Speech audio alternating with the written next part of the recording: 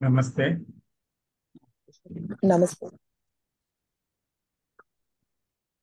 ఈరోజు మనం small group డిస్కషన్లో fifth dialogue of J Krishnamurthy and David bone on ending of time. I think on this theme, this is the last one. Is that so?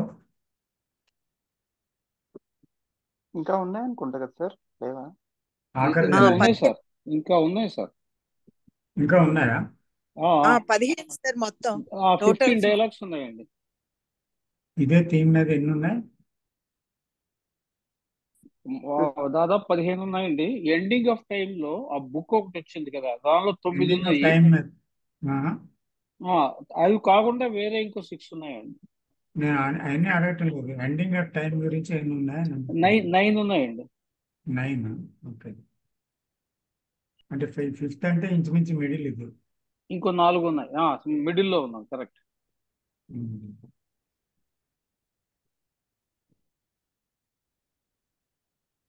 సరే.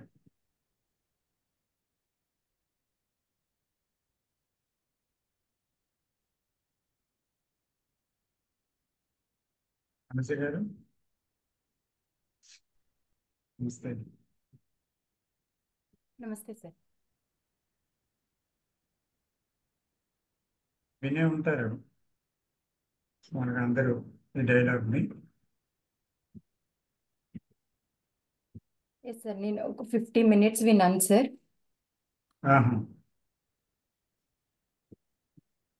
దీని గురించి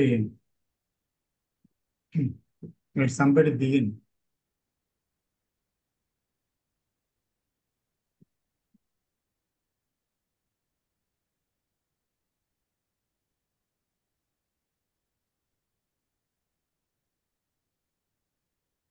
sir, చూశాను sir నేను.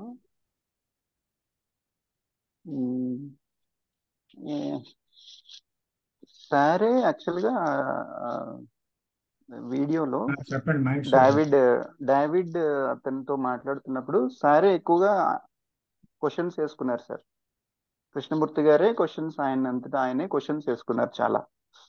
So ఆయన ఎలా స్టార్ట్ చేస్తారంటే, గ్రౌండ్ అనేది ఒక ఐడియానా అని ఒక స్టార్ట్ చేస్తారు. Speak little louder sir. వినిపించట్లేదా సార్? వినిపిస్తుందా సార్ ఇప్పుడు? ఇంకా సరిగ్గా లేదు. ఇయర్ ఫోన్స్ పెట్టుకొని వినడానికి ట్రై చేస్తాం. Just a minute. మాకు వినపడుతుంది సార్. నా మాట వినిపిస్తుంది కదా? యా, చాలా మీ క్లియర్. మాట వినిపిస్తుంది సార్. అయితే మీ మాట కొంచెం ఎక్కువ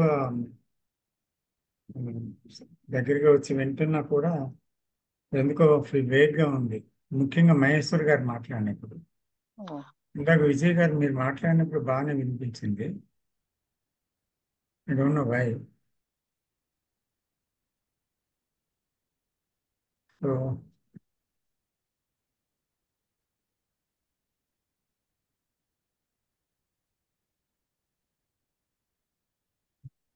ఇప్పుడు చెప్పండి. సార్, కృష్ణమూర్తి గారే సారే ఎక్కువగా క్వశ్చన్స్ వేసుకున్నారనమాట. అవునండి. ఎక్కువగా చాలా సందర్భాల్లో క్వశ్చనర్ ఆయనే, అండ్ ఇన్వెస్టిగేషన్ టుగెదర్ అందరూ చేసుకుంటున్నారు. అంటే ఆన్సర్స్ ఇచ్చేది ఆయనే అన్నట్టుగా కనబడతారు. సో క్వశ్చనింగ్ ఏంటంటే ఎలా స్టార్ట్ అవుతుంది అంటే, గ్రౌండ్ అనేది ఒక ఐడియానా, అండ్ తర్వాత ఐఎమ్ ద మ్యాన్ కైండ్ అని అంటారు కదా sir. So I'm the man kind అన్నప్పుడు ఈ బ్రెయిన్ మిలియన్ ఇయర్స్ ఒక ఏజ్ ఉన్నప్పుడు, సో నేను క్రిస్టియానిటీ ట్రై చేశాను, బుద్ధిజం ట్రై చేశాను, సిక్ ఇవన్నీ ట్రై చేశాను, హిందూ, బుద్ధిజం, జైనిజం అన్ని ట్రై చేశాను. But I do not have any, but that ground says I don't have a relationship with you. So మనం ఏం చేయాలి అని అంటారు, క్వశ్చన్ వేస్తారు. సో తర్వాత డావిడ్ అడుగుతారు, సో మరి ఏంటి మీరు ఏం చెప్పట్లేదు ఏంటి అంటే, I don't say anything whether it is relationship to you or whether it is vice versa, that centre should be blasted అంటారు. That centre should be blasted. And తర్వాత వేదాంత గురించి మాట్లాడతారు, ending of the knowledge. And ఇంకోటి thought limited అంటారు. ఆయనే question వేస్తారనమాట, thought limited అని నేను చెప్తున్నాను కానీ how you will show it to me, you will show it to me whether it is logically or నేను ఇప్పుడు సన్షైన్ ని ఫీల్ అవుతున్నాను, నేచర్ ని ఫీల్ అవుతున్నాను, అలాగే థాట్ ఈజ్ లిమిటెడ్ అనే థింగ్ ని, దాన్ని నేను ఫీల్ అయ్యేలాగా మీరు నన్ను నాకు చూపించగలరా?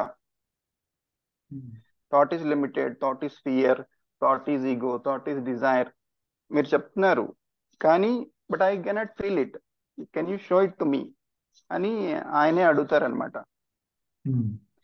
It should be in your blood. If it is in your blood then the pilgrimage can begin itself, there is no explanation needed అని అంటారు అనమాట. అది సార్, నాకు అర్థమైంది sir.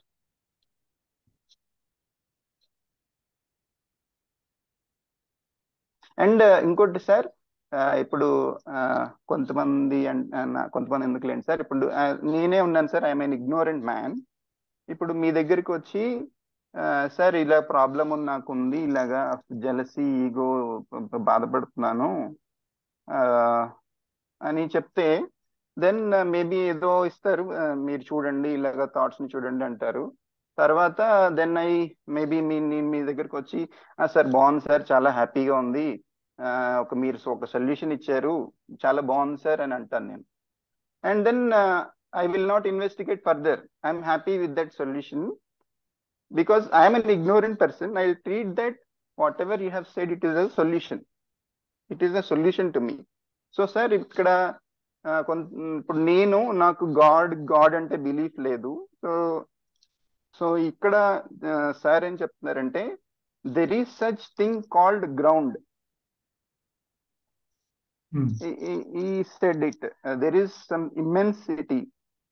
There is some immense. There is some truth. He clearly stated that in this video, sir. Ante sir.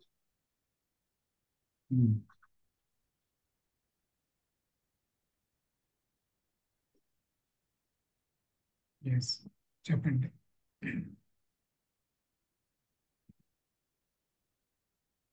అంతే sir. Okay, ఇదే అర్థమైంది. నేను ఒక పాయింట్ యాడ్ చేయండి, ఒకటి 2 పాయింట్స్. Please sir. మహేశ్వర్ గారు చెప్పారు బాగా. దాంతో పాటే ఇంకోటి ఏంటంటే, ఈ ఇమ్మెన్సిటీ, ఈ ground, is it interested in human beings or it is not interested in the human beings? Interesting. Interested in the human beings అంటే మానవాళికి మీద దానికి ఇంట్రెస్ట్ ఉందా, వీళ్ళని ఏమన్నా చేద్దాం, వీళ్ళకి హెల్ప్ చేద్దాం అనే ఫీలింగ్ ఉందా, or it is totally alone by itself. మానవాళికి ఏమైనా కూడా ఇట్ ఈస్ నాట్ బాదర్డ్. అదొకటి చెప్తారు. తర్వాత ఇంకేం చెప్తారంటే, ఒక స్టేజ్ లో ఎండ్ కన్క్లూజన్ లాగా అనమాట, human mind it has a content. ఆ కంటెంట్ అంతా కూడా తీసివేస్తే the human mind will become the universal mind and the mind will become the ground. Ground ఎక్కడో లేదు, అది మన దగ్గరే ఉంది. తర్వాత డేవిడ్ బామ్ గారు కూడా లాస్ట్ అదే చెప్తారు, mind is full of knowledge and well the knowledge is eliminated that mind will become the ground.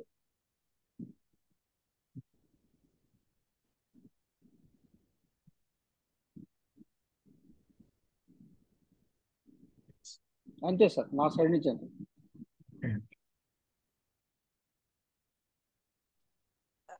Sir ఇక్కడ దక్షిణామూర్తి గారు చెప్పిన దాని మీద లాస్ట్ స్టేట్మెంట్ కి మరి లాస్ట్ లో వాళ్ళు తేల్చింది ఏంటంటే there is no relationship to the ground అని కూడా అన్నారు సార్. అంటే అంటే ఇప్పుడు మ్యామ్ ఏ కంటెక్స్ట్ లో అన్నారంటే, నేను ఇన్ని చూశాను, నా బ్రెయిన్ ఇన్ని మిలియన్ సంవత్సరాల నుంచి నేను ఇలాగా వెళ్తూనే ఉన్నాను, క్రిస్టియానిటీ, బుద్ధిజం, జైనిజం అన్ని పట్టుకొని వెళ్తూనే ఉన్నాను. But that ground has no relationship అని అన్నారనమాట. అంటే ఒక క్వశ్చన్ వేసినట్టుగా అన్నారనమాట అని అని నేను అనుకుంటున్నాను. అంటే ఏ రిలేషన్షిప్ లేకపోతే అప్పుడు యూనివర్సల్ మైండ్ ఎలా అవుతుంది అంటే అనేది. అంటే they are still in thought and the thought can not have a relationship with that ground. Correct. Maheshwar చెప్పింది కరెక్ట్ అండి. థాట్ ఉందంటే there is no relationship with truth. సత్యం అంటాం కదా, ట్రూత్ అనేది కూడా రిలేషన్షిప్ లేదంటే. అండ్ థాట్ అంటే ఏంటి? Human the psyche, the self, the me. అందుకే కృష్ణమూర్తి గారు ఏమంటారంటే, how can I blast this psychological being అని అంటారు అన్నమాట. అది అర్థం చేసుకోవాలి. ఫైనల్ గా ఏమంటారంటే, as long as the psyche is there is no relationship between human mind and the ground or the universal mind.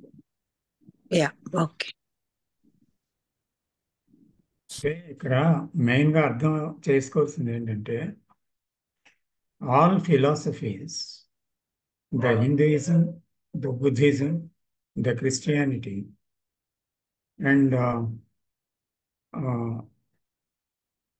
and all beliefs and all ideas and all imaginations, all illusory thoughts and philosophical concepts ఏవైతే మైండ్లో ఉన్నాయో, suppose universe అంతా కూడా, ప్రపంచం అంతా కూడా, అణువు కూడా, విశ్వం అంతా కూడా ఆ ఒకే శక్తి, ఆ ఒకే లైఫ్, ఆ ఒకటే నిండిపోయి ఉంది. అది లేని చోటు లేదు అని ఒక విషయాన్ని ప్రతిపాదించారు అనుకోండి. అది ఒక మాటతో చెప్పిన ఒక ప్రతిపాదన. అంటే అటు ఆ నాలెడ్జ్ ఏమైందంటే, కొన్ని మతాల ద్వారా, కొన్ని కాన్సెప్ట్స్ ద్వారా, కొన్ని ఐడియాస్ ద్వారా, కొన్ని థాట్స్ ఏమో ఉన్నాయి బ్రెయిన్లో. అంటే ఇప్పటి వరకు జరుగుతున్న ప్రమాదం ఏంటి అంటే, అహం బ్రహ్మస్మి అనే మహావాక్యం పట్టుకొని ఒకరు, అయమాత్మ బ్రహ్మ అనే మహావాక్యం పట్టుకొని ఇంకొకరు, అలాగా ఎక్కడ చూసినా బ్రహ్మమే తప్ప ఇంకొకటి ఏమీ లేదు. సో అందరం అందులో భాగమే. ఇలాగ రకరకాలుగా కొన్ని కాన్సెప్ట్స్ని పెట్టుకున్నారు. అయితే ఏమవుతాయంటే, థాట్ రెల్మ్ అంటే ఆలోచన పరిధికి సంబంధించిన, లేదా ఒక నమ్మకానికి సంబంధించిన, కాన్సెప్ట్కి సంబంధించిన ఒక థాట్కి రియాలిటీకి ఏంటి సంబంధం అని ఇక్కడ. Are we going together? ఈ థాట్ రియాలిటీయా, ఈ థాట్ ఏమో గ్రౌండా, ఈ thought universal consciousness or whatever it is, అదా అది? ఈ పేర్లు, ఈ వివరణలు దాన్ని పొందింప చెయ్యగలవా? లేదా మైండ్ తన సైకలాజికల్ నాలెడ్జ్ అంతటిని, తన తాలూకా కండిషనింగ్స్ అన్నిటినీ, తను పోగు చేసుకున్న జ్ఞానం అంతటినీ, తర్వాత all including the knowledge about God and philosophies and everything, తను ఏదైతే మనసులో ఉందో ఇదంతటినీ కూడా వదిలి వెళ్తేనే కదా తెలియని వారుగా వెళ్తేనే కదా తెలిసిన వారుగా ఎలాగ దాన్ని మనస్సు అనుకొని దాన్ని తాకగలదు. ఆ తెలియని తనములో మనస్సు అడుగు పెట్టగలదా? అంచేత ఇప్పుడు మన అంతా నమ్మకాలతోటి, కాన్సెప్ట్స్ తోటి, లేదా అంటే ఒక రకమైన ఫిలసాఫికల్ ఐడియాస్ తోటి, తర్వాత కొన్ని రకాల భ్రాంతులతోటి, ఇవన్నిటితో కూడా కొన్ని ఇమాజినేషన్స్ తోటి, ఊహలతోటి మనము ఆ సత్యాన్ని అప్రోచ్ అవ్వాలని చూస్తున్నాము. ఎవరు అప్రోచ్ అవ్వాలనుకుంటున్నారు? The me with all its concepts, including the concept of God, the philosophies, and the religious things, or the imaginations, or the ideas about it. So whatever it is, the whole psychological knowledge and the understanding of certain things, కొంత ideas frame అయిపోయి కొన్ని కంక్లూజన్కి వచ్చేసాం, కొన్ని సిద్ధాంతాలు ఉన్నాయి, కొన్ని నమ్మకాలు ఉన్నాయి. ఇవన్నిటిని కలిపి మనిషి నిజంగా దాంతో టచ్ అవుతున్నాడా, లేకపోతే ఆ వర్డ్స్ అనే ఇల్యూషన్లో పడిపోయి తనేదో పొందేననే భ్రాంతిలో కొన్ని రకాల ఏంటి ఎక్స్పీరియన్సెస్, కొన్ని రకాల అంటే అనుభవాలు, కొన్ని ఇమాజినేషన్స్ ఏవో పెట్టుకొని నేను ధ్యానంలో అది సాధించాను, ఇది సాధించాను, అది పొందాను, ఈ సైలెన్స్ పొందాను, దాన్ని చూశాను, దీన్ని చూశానని మాట్లాడుతున్నాడా? ఎందుకంటే mind has a power to create things. అంటే లేనిది ఉన్నట్టుగా చూపించగల శక్తి మనస్సుకు ఉంది. It can imagine things and it can see things literally real. అంటే అది ఎదురుగా ఉన్నట్టు కూడా చూడగలదు.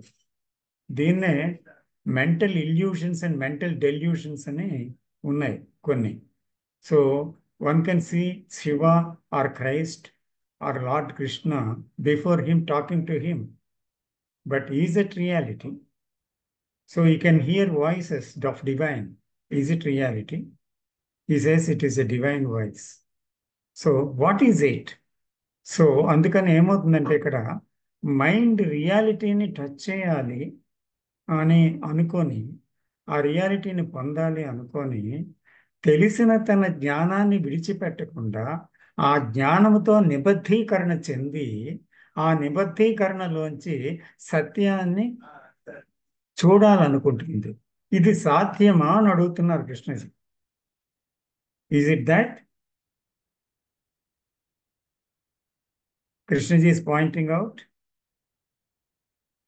What do you say about it? అవును sir. Yes? Yes, sir. Yes, sir. Yes. So, then, Vijay గారు ఏమనుకుంటున్నారు? అదే చెప్పారు సార్. కాకపోతే ఇంకోటి కూడా అన్నారు, what you have done, not done, absolutely no value అని కూడా అన్నారు సార్. అంటే it has only relative value within a certain framework and which itself has no value. Thought has relative value. We have fixed it there. Framework in general has no value. Yes. ఎందుకంటే one has tried Buddhism, one has tried Jainism, one has trained in Hinduism. He has done meditations for the last 40 or 50 years. Still, he don't know anything about the ground, or he has no touch with the ground, rather. Yeah. What it is.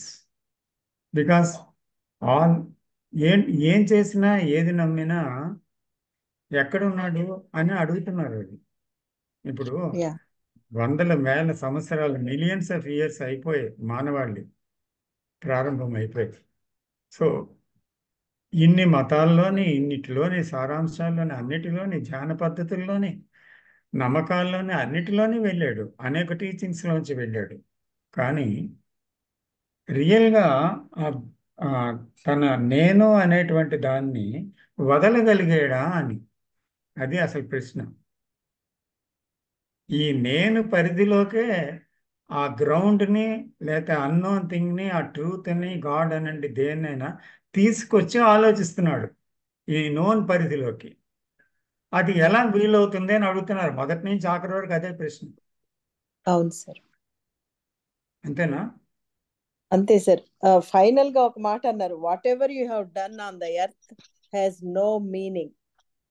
That shocks yes, me. Yes. It is so just ashes. All our trials, Ashes, all our yeah, efforts ఎక్కడి నుంచి అవుతున్నాయి? From the me. yeah. అంతే కదా? కానీ Yes, sir. నేను అనే పరిధి నుంచి బిగిన్ అయిన ఈ ఎఫర్ట్ వల్ల కానీ, లేదంటే ఇమాజినేషన్ వల్ల కానీ, లేకపోతే మరొక దాని ప్రయత్నం వల్ల కానీ, దేని చేసినా కూడా ఇక్కడి నుంచి అది జరుగుతుంది. నేను అన్న దగ్గర నుంచి నేను భగవంతుని పొందాలి, నేను సత్యాన్ని తెలుసుకోవాలి, నేను అనేది పోవాలి. అంచేత నేను ఎక్కడి నుంచి బయలుదేరాలి, నేను ఇది వదలాలి, అది వదలాలి, దానికి మరణించాలి, దీనికి మరణించాలి. సత్యం అంటే ఇవన్నిటికీ బియాండ్. ఇలాగా మైండ్ ఏమో దాని గురించి ఎంతో విశ్లేషణ చేసి అర్థం చేసుకోవడానికి పాటుపడి కొన్ని కొన్ని ఆ, నిర్ణయాలకో లేకపోతే భావాలకో కొంత అండర్స్టాండింగ్కో వచ్చి కనీసం ఆ అండర్స్టాండింగ్ అనుకున్న దాంట్లో నుంచైనా వెళ్ళగలదేమో ఆ సత్యంలోకి అని ప్రయత్నించి ఇంకా అనేక ధ్యాన పద్ధతుల్ని ఒకదాని తర్వాత ఒకటి మారుస్తూ, మతాలను మారుస్తూ, అనేక గ్రంథాలు చదివి పాటలు పడి ఎంతో శ్రమదమాదులకి అన్నిటికీ ఓర్చి ఒక ఇన్ని వందల వేల సంవత్సరాలు గడిపిన తర్వాత నీ ఎఫర్ట్ అంతా యూజ్లెస్ రా అంటున్నారు. It is a shocking thing. బూడిద బూడిద అంటున్నారు sir. What ever it Yeah. Is, what ever it is. So అదంతా కూడా యూస్లెస్. అది అది బూడిద, లేకపోతే ఎందుకు పనికిరాదు అని అంటున్నారు. దానివల్ల ఏం లాభం లేదు. Then it is a shocking to the me, isn't it? Yes, sir. Yes. And reality is that, isn't it, sir? Isn't it? We know that many people, అంటే సమ్ పీపుల్ అనేది ఒక దగ్గర అన్నారు. ఎవరు అన్నారు? మూడీ అన్నారో లేకపోతే బోంగర్ అన్నారో ఎవరన్నారో తెలియదు. Some people, not all, no no no, all, every human being అని అన్నారు. మళ్ళీ మీరు విన్నారా అది? Yeah.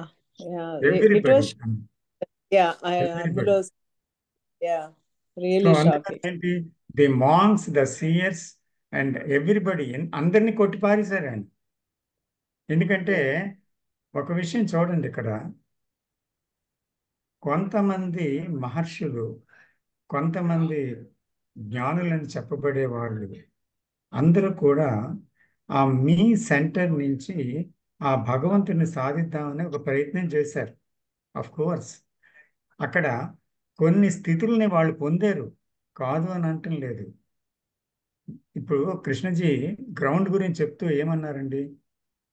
ఆ మహదానందం అది కాదు, ఆ ప్రేమ కాదు, ఆ కరుణ కాదు, ఆ నిశ్శబ్దం అనేది కాదా కూడా కాదు, ఇంకా అన్నిటికీ మూల స్థానం ఒకటి ఉంది, దాని తర్వాత మరేదీ లేదు.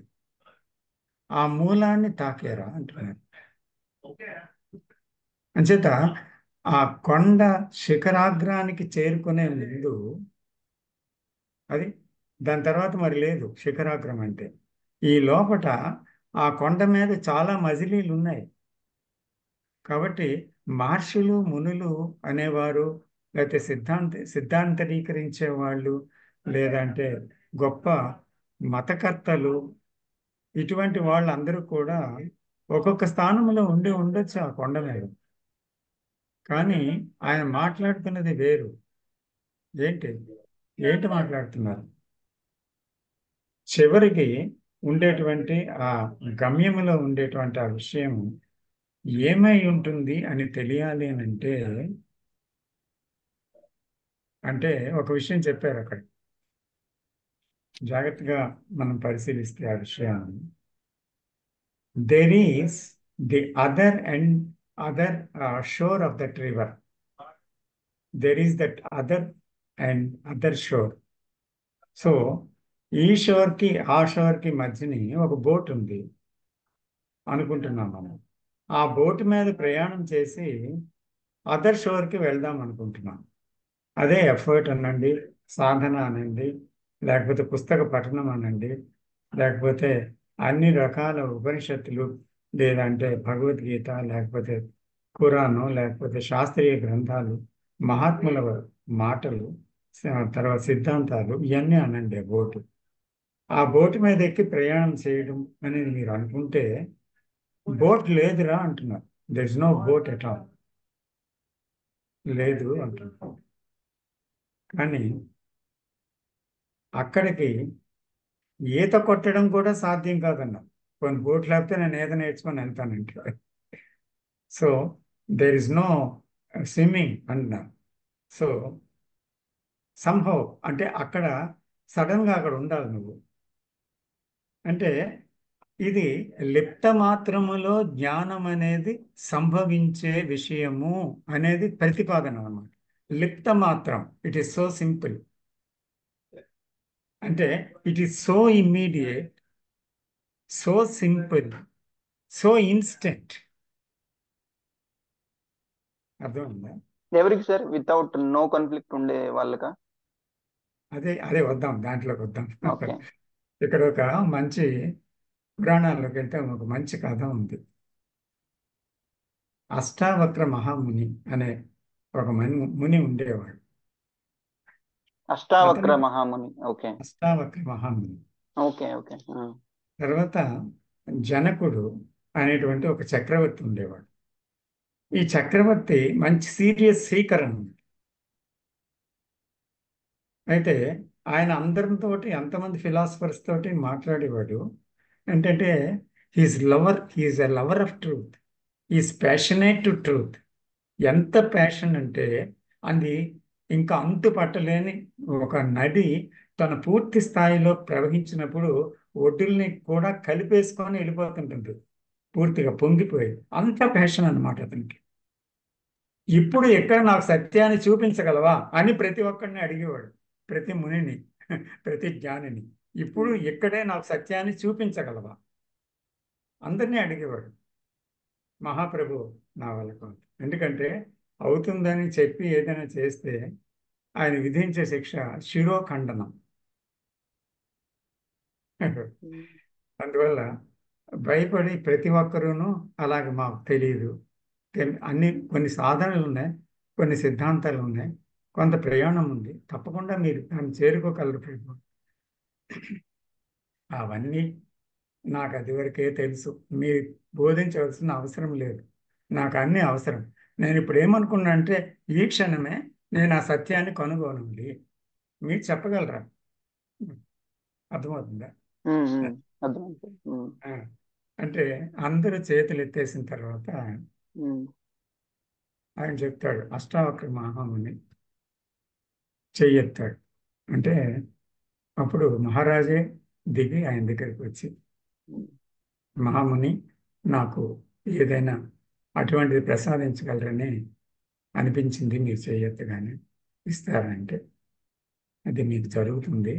అయితే మీరు పలానా దగ్గరికి, పలానా చోటు దగ్గరికి మీ పంచకళ్యాణి గుర్రంతో రండి, మీరొక్కరే రావాలి. అక్కడ మీ బంధువర్గము, మీ భార్య, మీ సైన్యము, మీ అంతఃపురంలో ఉండేటువంటి వాళ్ళు ఎవరూ రాకూడదు, మీరు ఒంటరిగా రావాలి. పలానా చోట నేను ఒంటరిగా ఉంటాను, అక్కడికి రండి అన్నారు. ఈయన మహాశేఖర్ కదా, అందుకని ఏం చెప్తే చేయడానికి సిద్ధంగా ఉన్నారు ఆయన. కాబట్టి ఒక టైం ఫిక్స్ చేసుకున్నారు, అది కొన్ని గడియల తర్వాతనే. ఆ టైంలో వెంటనే అతను ఏది చూడలేదు, ఆహారం చూడలేదు, ఏం చూడలేదు, బట్టలు చూసుకోలేదు, ఏమి చూడలేదు, బయలుదేరిపోయాడు. వెంటనే ఎవరికి చెప్పకుండా బయలుదేరిపోయి ఆ మహారణ్యంలో ఒక ప్రదేశానికి చేరుకున్నారు. దిగి చుట్టూ చూసేసరికి దగ్గరలోనే మహాముని దర్శనం జరిగింది. వచ్చారు దగ్గరికి. వచ్చారా అంటే చెప్పండి చెప్పండి అందుకే వచ్చానంటారు. ఇప్పుడు ఇక్కడే కావాలి నాకు. నాకు అర్థమైంది మహారాజా మీ ఆతృత, కానీ నేను చెప్పింది చేస్తారా అంటే, చేస్తాను తప్పకుండా, అందుకే కదా వచ్చాను అన్నాను. అంటే గుర్రం మీద ఎన్ని రికాబులు ఉంటాయి? రికాబ్ అంటే ఒక ఇలాగా ఉంటుందన్నమాట. కాలు పెట్టుకునేది. అంటే దాని మీద ఒక అడుగు వేయాలి, ఇంకొక కాలు మీదకెత్తి అవతల వైపుకి, గుర్రం అవతల వైపు కాలు వేసి ఇంకొక రికాబులో ఇంకొక తొడగాలి కాలు. ఈ 2 రికాబుల్లో కాళ్ళు పెట్టాలి. అది రికాబ్ అంటే. అది యూ షేప్లో ఉంటుంది. సో అందుకని నేను ఎక్కువ అని చెప్తాను. ఎక్కువ అన్న తర్వాత నువ్వు ఒక రికాబులో కాల్ చేస్తావు, కాలు పెడతావు. కాలు పెట్టిన తర్వాత ఆగు అని చెప్తాను, నువ్వు ఆగాలి. ఈ ఆగు అనే సమయం వచ్చినప్పటికీ నీకు అక్కడ సత్యదర్శనం కాబోతుంది అంటాడు. ఎంతటి మహాత్ముడితను అనుకుంటాడు కాబట్టి. సరే, ఇది చాలా ఏంటి ఎంత గొప్ప రహస్యాన్ని, ఎంత గొప్ప సత్యాన్ని ఇంత సూక్ష్మంగా చెప్తున్నారు ఏంటని మనసులో అనుకుని, ఆ మహాత్ముడు చెప్పింది చెయ్యాలి కదా అనేసి సరే అంటాడు. సరే అంటే అయితే ఎక్కువ అంటాడు. అంటే రికాబులో కాలు ఎత్తి ఇంకో కాలు మీదకెత్తి వేయిపోయే లోపల సడన్గా గాలిలో కాలు ఉంటాడు, ఆగు అంటాడు. ఆగు అంటే మరి కాలు దించడానికి లేదే, అక్కడే గాలిలో కాలు ఉంది, రికాబులో కాలు ఉంది, మధ్యలో గుర్రం ఉంది. సో ఆ పరిస్థితిలో ఉండడం ఎంత కష్టం, ఆ ప్రెజెంట్లో ఉండడం ఎంత కష్టం. అప్పుడు ఆ ప్రెజెంట్లో ఉండే బాధలో అక్కడే ఉండి ఆ పరిస్థితిని గమనించటమే చేయవలసింది తప్ప నేను ఇంకా ఆ కాల్ని దించు అనే వరకు నువ్వు దించడానికి లేదు కదా, అదే కదా కండిషను. ఆగు అనేది ఆగిపోవలసిందే, మళ్ళీ మునివాక్యమే పాటించాలి, ఇంకోటి చేయడానికి లేదు. కాబట్టి ఆ మహారాజు అలాగా ఎంతో సమయం అలాగే ఉండిపోయాడు. రాత్రి గడిచింది, తెల్లవారింది, వణుకుతున్నాడు, అలాగే ఉన్నాడు. సడన్గా అతని ఆనందానికి, ఎంతో ఆశ్చర్యానికి, ఎంతో ఒక గొప్ప నిశ్శబ్దానికి చేరుకుపోయాడు. ఎక్కడున్నాడో ఏం చేస్తున్నాడో తెలియనటువంటి ఒక మహాస్థితికి వెళ్ళిపోయాడు. ఒక స్టాచ్యూ లాగా అయిపోయాడు అనమాట. అప్పుడు మహర్షి గుర్తించి ఇంకా దిగిపో అంటాడు. అప్పుడు ఆయన దిగిపోతాడు. దిగిపోయిన తర్వాత ఆయన పాద నమస్కారం చేసి వెళ్ళిపోతాడు అనమాట. ఇదేరా సత్యం అంటాడు. అర్థమైందా? ఎందుకంటే ఆ టైంలో అతనికి ఏ నాలెడ్జ్ లేదు దేని గురించి, ఏం జరుగుతుందో అవేర్నెస్ మాత్రమే ఉంది, అంతే. There is nothing else. So Krishnaji అడిగింది ఏంటి అంటే, can you leave all the knowledge immediately? మనం ఎవరైనా అలా వదలగలుగుతున్నామా చెప్పండి? We know all philosophies, even Krishnaji, but are we ready to leave everything? Even the discussion, I feel, is not necessary. ఎందుకు చెప్పండి డిస్కషన్ అంతా? వారం వారం ఎందుకు కలుస్తున్నాం? ఎందుకు జ్ఞానజ్యోతి మీటింగ్స్ విజయవాడ, లేకపోతే వైజాగ్ మీటింగ్స్, లేకపోతే హైదరాబాద్ మీటింగ్స్, ఈ చర్చలు దేనికోసం? పూర్తిగా వదిలితే ఇవన్నీ ఆగిపోతాయి కదా. మనం వదలలేకపోబట్టే ఈ సంభాషణ అంతా కొనసాగుతూ ఉంది. కృష్ణమూర్తి గారు ఈ సంభాషణ ఎందుకు బిగించేశారంటే, ఇది మన బుర్రకెక్కించి ఎప్పటికైనా ఆగుతామని. అందుకే ప్రతిదీ ఖండిస్తున్నారు. ఇందాక మాస్టర్ గారు ఏమన్నారు, యూస్లెస్ అంటే అది ఒక ఏమన్నారు, అది బూడిద బూడిద బూడిద బూడిద పనికిరాని విషయం అన్నారు అనమాట. చివరికి ఇంతసేపు చర్చ చేసి ప్రతిదీ కూడా వదిలేయమంటున్నారు ఆయన. all philosophies, all imaginations, all ideas, all thoughts about God, all the thoughts are thinking about and formulations and imaginations, ఇవన్నీ ఏమున్నాయో ఆ గ్రౌండ్ గురించి, అదేది గ్రౌండ్ కాదురా. కాబట్టి ఈ ఉన్న తెలిసిన విషయాలని మనము వదలగలమా, including the philosophies, including the concepts. ఎందుకంటే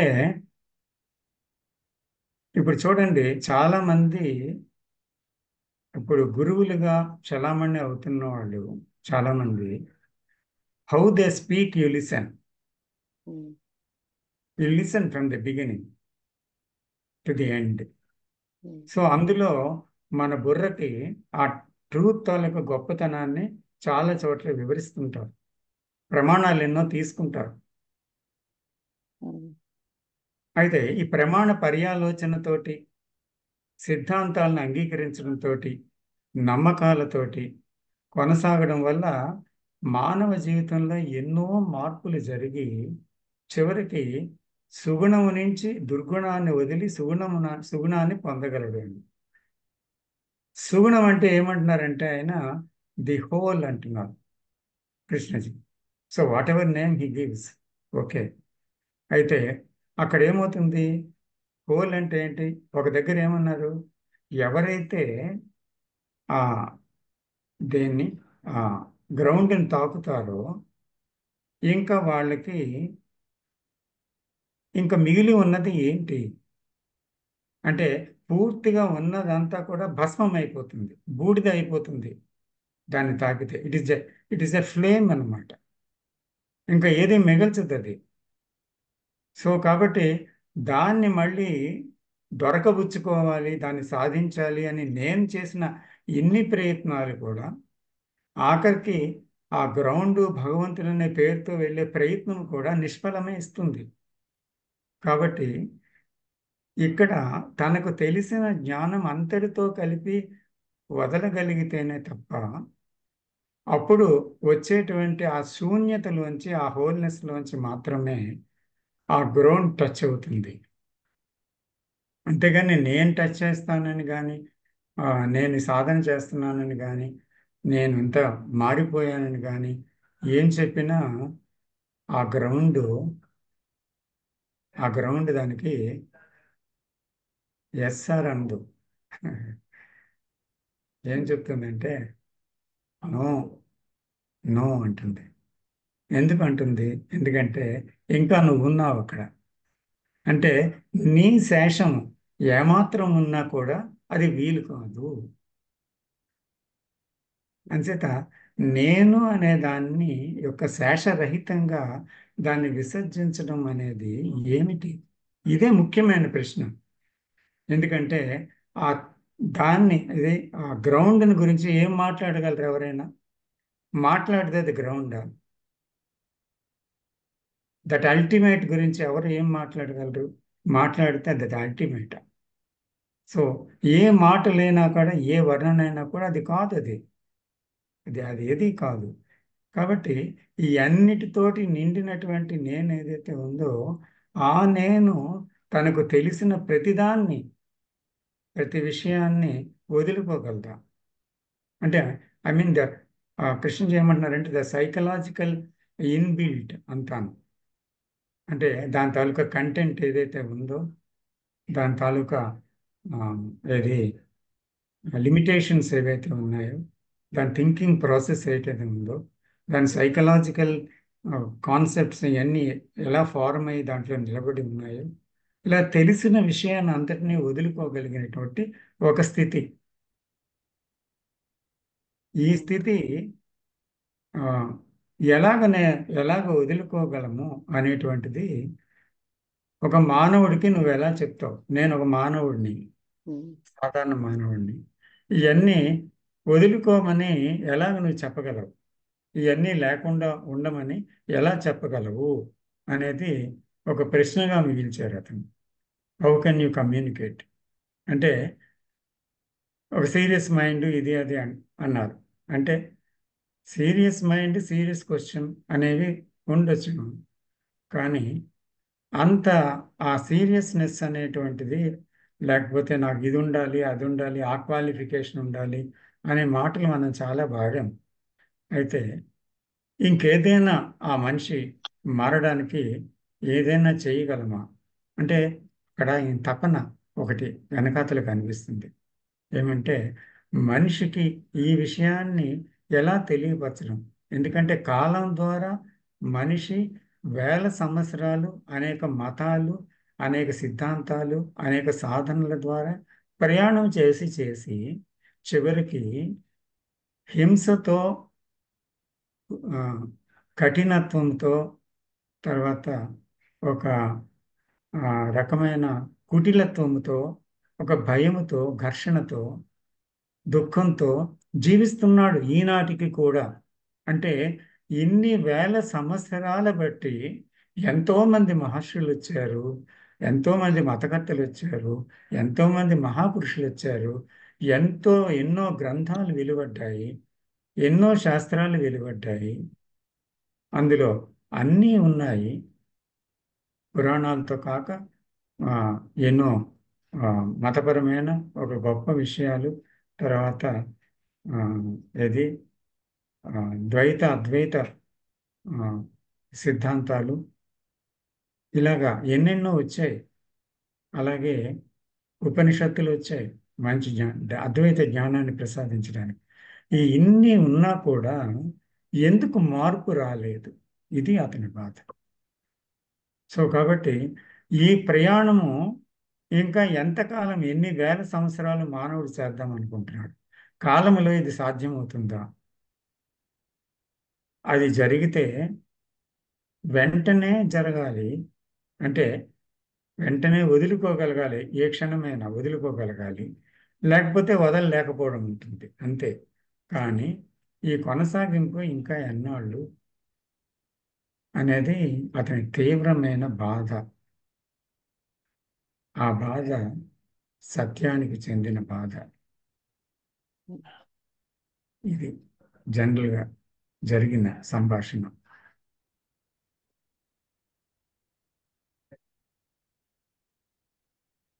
నమస్కారం సార్. నమస్తే. నమస్తే శివ సార్, గారు. ఇక్కడ మీరు చెప్తే ఒక చిన్న పాయింట్ అనిపించింది సార్. ఒకటి 2 పాయింట్స్. ఫస్ట్, ఆ గ్రౌండ్కి, ఇంత శక్తివంతమైన గ్రౌండ్కు ఈ సెల్ఫ్ కాన్షియస్నెస్, హ్యూమన్ కాన్షియస్నెస్ లేకుండా చెయ్యగలదు కదా అని అనిపించింది సార్. తర్వాత మళ్ళీ ఇమ్మీడియట్గా నాకే సైలెంట్లో అనిపించింది, అసలు గ్రౌండ్ దృష్ట్యా అసలు హ్యూమన్ కాన్షియస్నెస్, సెల్ఫ్ కాన్షియస్నెస్ లేదు కదా, లేని దాన్ని ఎలా తీసేస్తుంది అని మళ్ళీ అనిపించింది సార్. కరెక్టేనా sir? Human consciousness is created by thought. And కానీ గ్రౌండ్ దృష్ట్యా అది లేదు కదా సార్. గ్రౌండ్ పాయింట్ ఆఫ్ అదే వస్తున్నాం. And thought is thinking that how can I connect with the ground?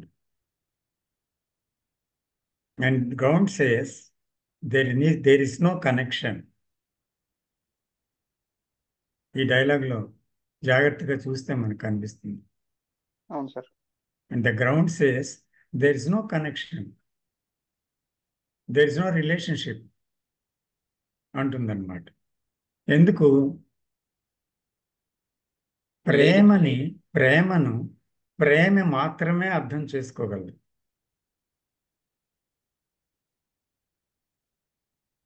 ద్వేషం ప్రేమను అర్థం చేసుకోలేదు. ద సింపుల్ థింగ్ చూడండి. నేను ద్వేషంతో ఉన్నాను, మీరు కారణరహితమైన ప్రేమను ఇస్తున్నారు నాకు. నేను అర్థం చేసుకోగలనా లేదా అనుమానించగలనా? ద్వేషం అనుమానిస్తుంది, దాని పరిధిలోనే చూస్తుంది. అవునా కాదా? నాకు ప్రేమ తెలిస్తే ఆ ఈ ప్రేమని నేను గ్రహించగలను. అంచేత భగవంతుణ్ణి అంటే ఒక పూర్ణత్వాన్ని తెలియాలంటే ఇక్కడ పూర్ణం అవ్వాలి. ఇక్కడ పూర్ణం ఏది ఏది పూర్ణం?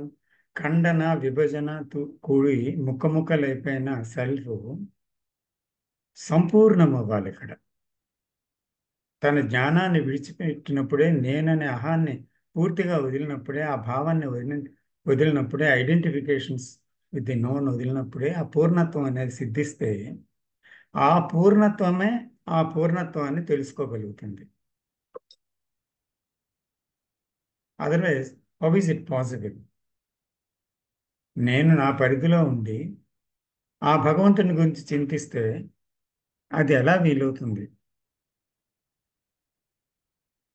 To come out of that circle means the centre must be blasted. అంటే నేను అనేది పేలిపోవాలి. అప్పుడు దాని చుట్టూ ఉండే పరిధి పేలిపోతుంది. ఆ పరిధి పేలిపోయినప్పుడే, కేంద్రం పేలిపోయినప్పుడే అక్కడ అపరిమితమైనది ఏదో ఉంటుంది. అప్పుడు ఈ అపరిమితమైనదే తాను.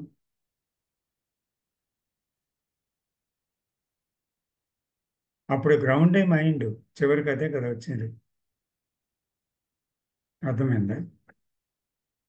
సో ఇంటెలెక్చువల్గా we can understand so many things even in dialogue and everything.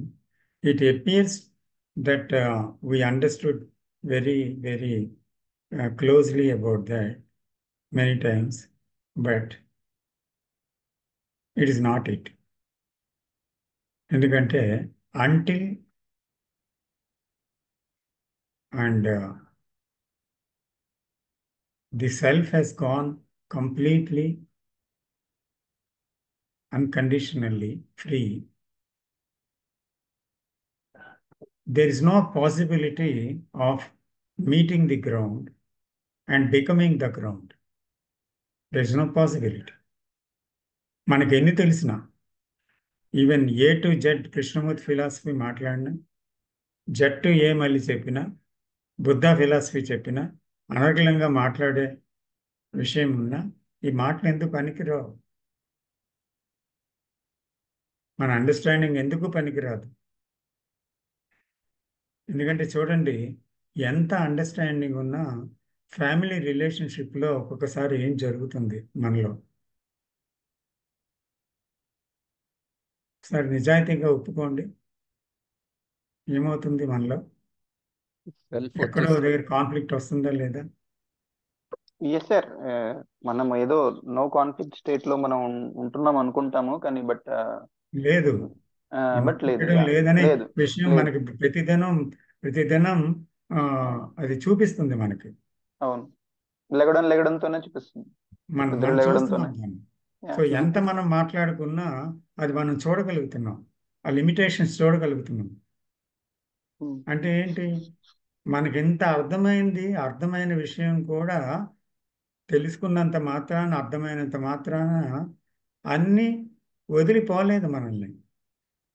ఎక్కడో మనసు చివుక్కుమంది, ఎక్కడో తొందరపాటుగా ఒక మాట వచ్చింది, ఎక్కడో చిన్న అనుమానం వచ్చింది, ఎక్కడో చిన్న బాధ వచ్చింది, ఎక్కడో చిన్న అంబిషన్ వచ్చింది, ఎక్కడో ఇలాగా అక్కడక్కడ ఏదేదో జరిగిపోతుంది అనమాట. తెలుస్తుంది, తెలియకపోవడం లేదు, తెలుస్తుంది. కానీ తర్వాత తెలుస్తుంది, జరిగిపోయిన తర్వాత.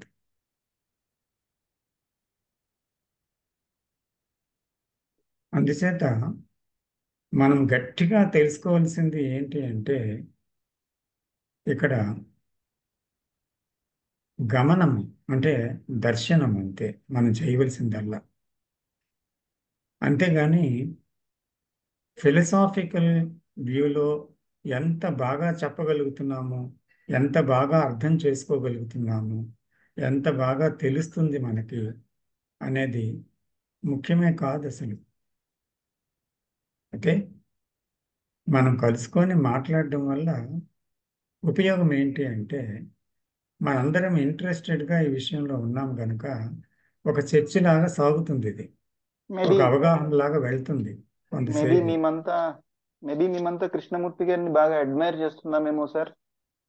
ఏమండి కృష్ణమూర్తి గారిని మేమంతా కృష్ణమూర్తి గారిని అడ్మైరేషన్ లో ఉన్నామేమో. ఆ అడ్మైరేషన్ లో మేము కృష్ణమూర్తి ఫిలాసఫీని ఇమిటేట్ చేస్తున్నామేమో. ఏది నచ్చలేదేమో నాకు, ట్రెడిషన్ నచ్చలేదు, బుద్ధిజం నచ్చలేదు, ఏది నచ్చలేదు, ఓన్లీ కృష్ణమూర్తి గారి ఫిలాసఫీనే నచ్చిందేమో నాకు. ఎవరిదైనా అంటే నచ్చొచ్చు. మీరు కృష్ణమూర్తి గారి కండిషనింగ్ లో ఉన్నారు. కృష్ణమూర్తి గారి కండిషన్ లో ఉన్నాను నేను. ఎవరిదైనా నచ్చచ్చు, ఎవరిదైనా నచ్చకపోవచ్చు. ఈ రెండు ఉన్నా కూడా సెల్ఫ్ ఉన్నట్టే కదా. అవును సార్. అంటే నచ్చడం నచ్చకపోవడం అనేది చాయిసే కదా. అవును సార్. సో కాబట్టి అయితే అక్కడ కృష్ణమూర్తి గారు ఏమో అన్నా బుద్ధుడైనా ఎవరైనా పాయింటర్ ఇచ్చారనుకోండి, ఆ వ్యక్తి ముఖ్యం కాదు, pointer is very very important. So ఆ పాయింటర్తో మనం ఎంతవరకు జీవిస్తున్నాము, ఇది ముఖ్యం. సో ఈ ప్యాషన్ మనకు ఉండాలి. సో బిగినింగ్లోనే గాడి తప్పకుండా దాన్ని పసిగట్టాలన్నమాట. చూడండి, పసిగట్టడం అంటారు. అంటే కొన్ని జంతువులు ముక్కుతో ఇలా వాసన చూసి పసిగట్టి దూరంలో ఉన్నది కూడా తెలుసుకోగలవు. అలాగే కొంత అంధత్వం, ముక్కు అంటే స్పర్శ జ్ఞానం ఇలా కోల్పోయిన వాళ్ళు కూడా కొన్ని ఇంద్రియాలు పనిచేయని వాళ్ళకి ఇంకా సెన్సిటివిటీ వచ్చి ఉంటుంది. అలాగా పసిగట్టడం అంటే ఒక ఆలోచనని ఇంకా ప్రవేశిస్తుంది అనగానే పసిగట్టేటువంటి ఒక మానసిక స్థితిలోనికి మనం రాగలిగామా ఇప్పటికైనా? మేబీ సార్ నేను కృష్ణమూర్తి గారు చెప్పారు, థాట్ ఈజ్ లిమిటెడ్ అని చెప్పారు, థాట్ ఈజ్ ఫియర్ అని చెప్పారు, థాట్ ఈజ్ డిజైర్ అని చెప్పారు, థాట్ ఈజ్ ఈగో అని చెప్పారు. ఇవి కూడా నేను వెర్బల్లీ తీసుకొని నేను సన్షైన్ ఎలా చూస్తానో ఆ ఫీలింగ్ నాకు రావట్లేదేమో, జస్ట్ వెర్బల్లీ ఐఎమ్ అగ్రీయింగ్ ఏమో.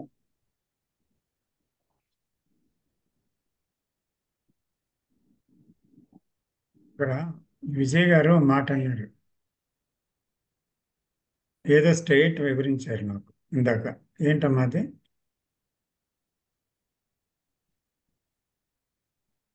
ఉన్నారా విజయ్ గారు? ఉన్నాను సార్. ఏంట స్టేట్? ఒక సందర్భంలో ఒక మెడిటేషన్ చేసే సమయంలో తెలియకుండానే ఒక deep state, very very deep state కి వెళ్ళాను అనమాట. యాజ్ ఇఫ్ సంథింగ్, అంటే ఎక్స్ప్లెయిన్ చేయడం కష్టం సార్. అంటే నన్ను ఆవహించినట్టు కైండ్ ఆఫ్, అంటే నేను లేనప్పుడు, అది జరిగినప్పుడు నేను లేను, తర్వాత సెల్ఫ్ వచ్చి ఒక భయం వచ్చేసింది అనమాట. భయం వచ్చి I try to push it out. అదేనా డీప్ స్టిల్నెస్ అంటే అని, అదేనా గ్రౌండ్ అంటే? అదేనా గ్రౌండ్ అంటే, డీప్ స్టిల్నెస్ గ్రౌండ్ అని అడిగాను సార్. అంటే ఇక్కడ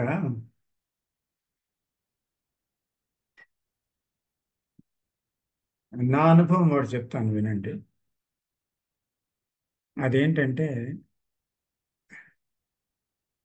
ఇది చాలా సార్లు జరిగింది, ఒకసారి కాదు. According to time, it may be 30 minutes, 40 minutes, 50 minutes or 1 hour. That state remains. అయితే అక్కడ ఏమవుతుంది? I don't know where I am, what is happening to me.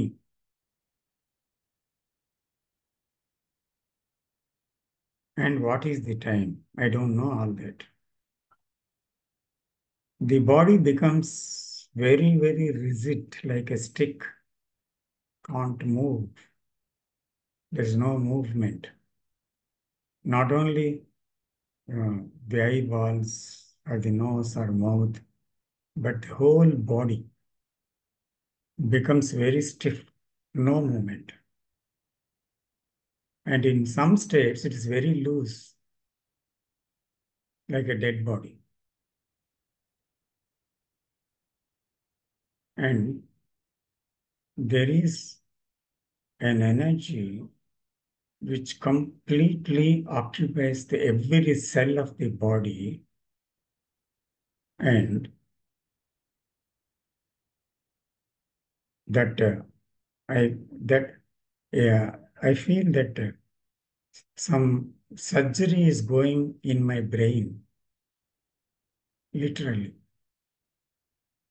so that the nerves are separated, something gone deeply, and it touches the bottom of my heart and my stomach at a point, and again goes to the toes and up. That energy, shattering energy, ఎప్పుడైతే వచ్చిందో the limbs ఏమవుతాయంటే చెయ్యి ఒక పక్క కాలు ఒక పక్క ఎగిరిపోతూ ఉంటాయి ఒక్కొక్కసారి. Nothing is in my control. Some times ఏం మాట్లాడుతుందో ఏదో పెదాలు అర్థం లేని పదాలని ఏదో శబ్దాలని చేస్తుంటాయి. ఒక్కొక్కసారి అత్యంత మౌనం ఉంటుంది. కానీ అన్నిటిలోకి ప్రధానమైనది ఏంటి అంటే ఒక ప్రగాఢమైన నిశ్శబ్దం. ఆ నిశ్శబ్దము ఏ శబ్దం వల్ల చెలించలేదు అనేది కూడా తెలుస్తుంది అనమాట. ఎందుకంటే అది ఒక విహార క్షేత్రంలో జరిగినప్పుడు అలాగే ఉంది. ఒక పెళ్ళి జరుగుతుండగా వచ్చేసింది లోపలికి, అప్పుడు అలాగే ఉంది. భజంత్రీలు, గోల, బంధువులు అన్నీ జరుగుతున్నాయి, అన్నీ తెలుస్తున్నాయి లోపల ఇక్కడ ఏం జరుగుతుందో. కానీ mind is not giving any meaning to any sound. So అక్కడ నిశ్శబ్దం మాత్రమే ఉంది. ఆ నిశ్శబ్దాన్ని భంగపరిచే శబ్దం అంటూ ఏదీ లేదు. And I begin to see that every sound is merging into that fathomless, rather deep silence అనమాట. ఇందులోకి వచ్చి మెర్జ్ అయిపోతున్నాయి సౌండ్స్ అన్ని కూడా. Again there is silence. And if somebody, ఒక్కొక్కసారి నా ఫ్యామిలీతో వెళ్ళేటప్పుడు అది జరిగినప్పుడు వాళ్ళ భయం అన్నమాట. ఎందుకంటే నాకైతే లోపట భయపడేవాడు ఎవడు లేడు, ఏం జరుగుతుందో తెలియదు, అంతా ఏదో అయిపోతుంది అంతే. అది ఎంతసేపు జరుగుతుందో నాకే తెలియదు, ఎప్పుడు వెళ్ళిపోతుందో కూడా నాకే తెలియదు. సో ఈలోగా వాళ్ళు తొందరపడి లేపారనుకోండి భుజాలు పట్టుకొని, వెళ్ళిపోదాం పదండి అని. ఒక విహార క్షేత్రాన్ని తీసుకెళ్లారు, అక్కడ వచ్చేసింది. ఓ పెళ్ళికి వచ్చారు, అక్కడ వచ్చేసింది. లేకపోతే ఎక్కడ వస్తుందో నాకు తెలియదు, ఒక్కోసారి నడుస్తుండగా వచ్చేస్తుంది. So I don't no when it comes. So అందుకని వాళ్ళు గట్టిగా నిలబడి గట్టిగా పట్టుకొని ఇద్దరు నడిపించే ప్రయత్నం చేస్తే అడుగులు పడవే, కళ్ళు తెరవాలనిపించదే, ఏదో మైకం. There is an intoxication. ఆ ఇంటాక్సికేషన్ ఏదో నాకు తెలియదు, but I'm fully intoxicated with that joy, with that silence. And there is only intoxication, there is only silence. అది ఒక్కటే తెలుసు. సో అక్కడ లిమ్స్కి డైరెక్షన్ ఇచ్చేవాడు ఎవడు లేడు. ఆ లిమ్స్ని వీళ్ళు తోసుకొని నడిపిస్తున్నారు, అడుగులు ఎందుకో పడుతున్నాయి అన్నమాట, అంతే. అలా వదిలేస్తే పడిపోతాను, నా అంతటి నేను నడిచే స్థితిలో లేను. సో ఇలాంటివి జరుగుతాయి. జరిగిన తర్వాత మరి ఎంత మాత్రం కదలలేని స్థితి వస్తే వాళ్ళేమో గట్టు రాయ చేసి కూర్చోబెట్టేస్తారు. ఇంకా అది వదిలినప్పుడు వదులుతుంది, పోయినప్పుడు పోతుంది. నా ఇష్టంతో సంబంధం లేదు. అక్కడ ఇష్టం అయిష్టం అనేవాడు లేడు అక్కడ. సో ఇట్ టేక్స్ ఓవర్ అనమాట. There is nobody here. సో ఆ స్థితిని మళ్ళీ కావాలనుకుంటే రాదు నాకు. ఎందుకంటే ఆ కావాలనుకునేవాడు ఉన్నాడు అనమాట అక్కడ. బ్రెయిన్లో అది అనుభవించాలనే కోరిక ఉంటే రాదు అది. ఎందుకంటే నీకు నాకు సంబంధం లేదు అని చెప్తుంది ఆ గ్రౌండ్. స్టేట్ ఏం చెప్తుందంటే we have no relationship and you go, I am here. నువ్వు వెళ్ళిపో, అప్పుడు నేను ఉంటాను.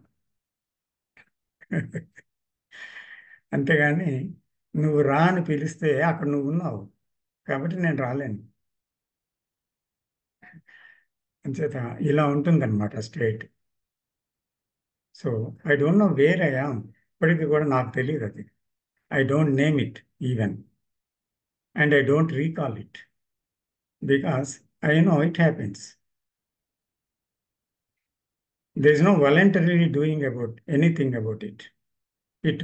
Involuntarily it comes when there is no I, when there is that silence. అది ఎప్పుడు జరిగిపోతుందో తెలియదు. సో అయితే ఇదంతా సంభవించడానికి ఒకటి జరిగింది. ఎందుకంటే నా 50 ఏళ్ళ ఆధ్యాత్మిక ప్రయాణంలో నేను ఎన్నో విధానాల్ని, ఎన్నో సిద్ధాంతాల్ని, ఎన్నో గ్రంథాలని చదివాను.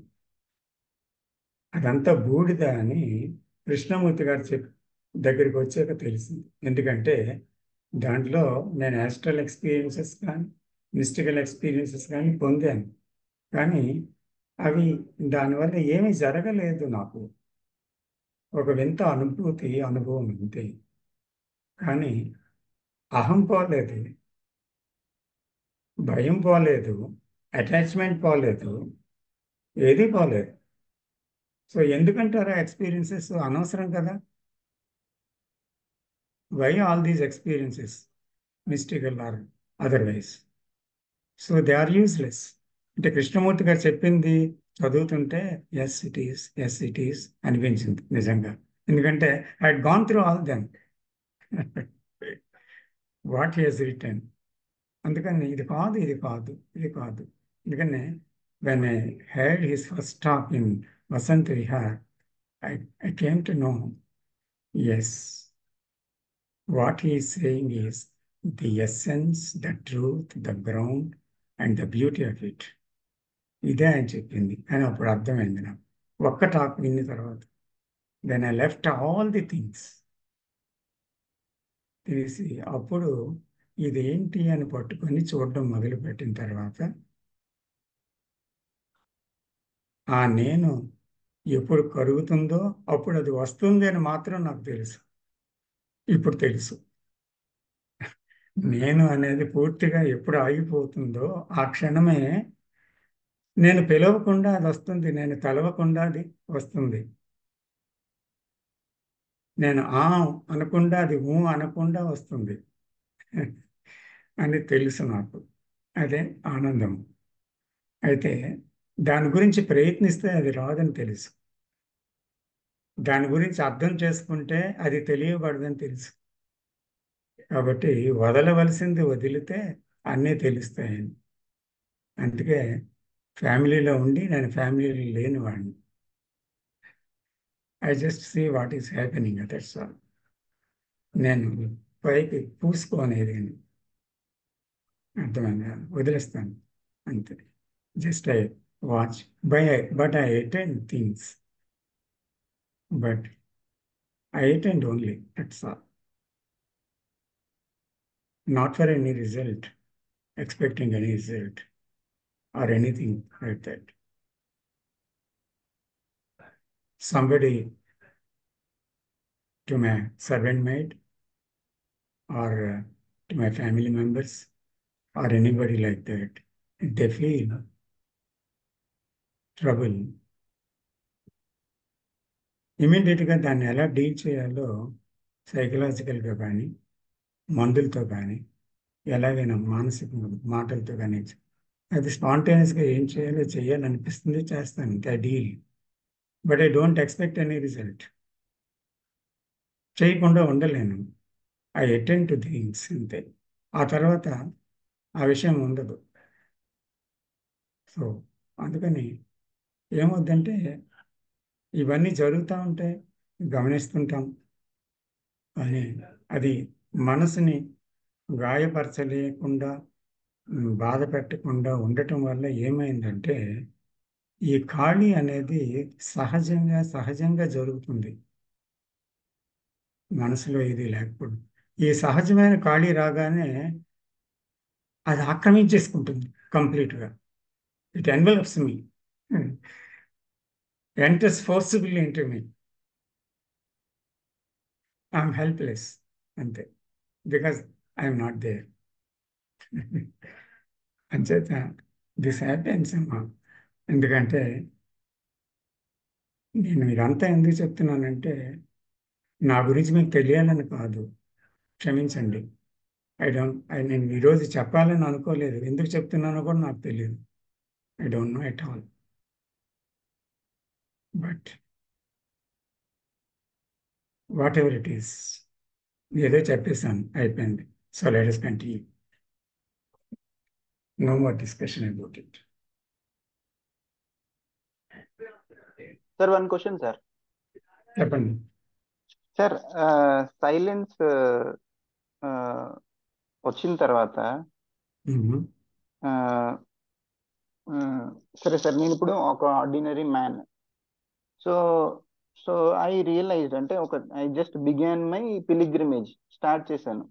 సో నాకేం తెలిసింది అంటే థాట్ ఇదంతా ఒక మెషినరీ లాగా, నేను మెషినరీ అయిపోయాను, దీనికి నేను స్లేవ్ అయిపోయాను అని నాకు తెలిసింది. I just began my journey. మ్మ్. అక్కడి నుంచి సమ్ కైండ్ ఆఫ్ సైలెన్స్ అప్పుడప్పుడు వస్తుంది. మ్మ్. దెన్ సైలెన్స్ వస్తుంది, బట్ దానికంటూ ఏది పర్సెప్షన్ ఏం రావట్లేదు. అంటే నేను అది అని నాకేం తెలియట్లేదు. I'm just living in thought. నేను ఇంకా మెషినరీనే. సైలెన్స్ వస్తుంది, but does it have any value without touching the ground? ఆ గ్రౌండ్ ని నేను టచ్ చేయకపోతే అసలు ఆ సైలెన్స్ కి ఏదైనా వాల్యూ ఉందా? Yes, it has a value. ఎందుకంటే సైలెన్స్ అనేది ఎప్పుడు వస్తుంది చెప్పండి? మానసికంగా అలజడి తొక్కుతున్నప్పుడు, కాన్ఫ్లిక్ట్ స్టేట్ లేకుండా, ఆ, ఎక్కువ సార్లు కాన్ఫ్లిక్ట్ రాకుండా ఉన్నప్పుడు, మనసు ఎక్కువ తీవ్రంగా ఆలోచనల మీద ప్రసారం కాకుండా ఉండేటప్పుడు ఒక సైలెన్స్ జరగవచ్చును. అయితే ఇది ఆ సైలెన్స్ కోసం మళ్ళీ ప్రయత్నించాలి నేను అనే భావనతో కాకుండా, అసలు నిజ జీవితంలో మైండ్ ఆక్యుపై ఉండడం అనేది, తర్వాత ఎన్నో వాల్యూస్ ఇవ్వటం, మన జీవితానికి ప్రయోజనాల్ని కల్పించుకోవడము, తర్వాత గోల్స్ పెట్టుకోవడము, తర్వాత అంబిషన్స్తో వెళ్ళటము, ఇవన్నీ కూడా సైలెన్స్ని పారద్రోలే విషయాలుగా గమనించగలుగుతున్నాను. సో అందుకని వాటిలో నిర్లిప్తంగా ఉండి నేను నా కుటుంబ జీవితాన్ని గడపగలుగుతున్నానా అనేదే పెద్ద ఛాలెంజ్ అన్నమాట. చాలా పెద్ద ఛాలెంజ్. సో అది మనం చేయగలుగుతుంటే సైలెన్స్ గురించి మీరు లక్ష్య పెట్టక్కర్లేదు. ఎందుకంటే అది మనం గమనించి అందులో ప్రాక్టికల్గా వెళ్ళగలుగుతున్నాము అని అంటే, సైలెన్స్ అనేది సహజంగా వచ్చేది అన్నమాట. అది అంతే. Silence is but when there is space, there is silence. But we're not giving space. ఎందుకంటే the whole thing is occupied, the brain is occupied with so many things which are necessary and which are not necessary. ఇప్పుడు ఒక దగ్గరికి వెళ్ళాలి, train పట్టుకోవాలి, వెళ్ళాలి, గుర్తుంచుకోవాలి. So that is necessary. ఇప్పుడు పలానాది మాట్లాడుతున్నాం. So time has to spend here, it is necessary. But why should I psychologically go to the past and think in the present and think about what happens in the future and the time? That is the time, psychological time. Why should I go into that?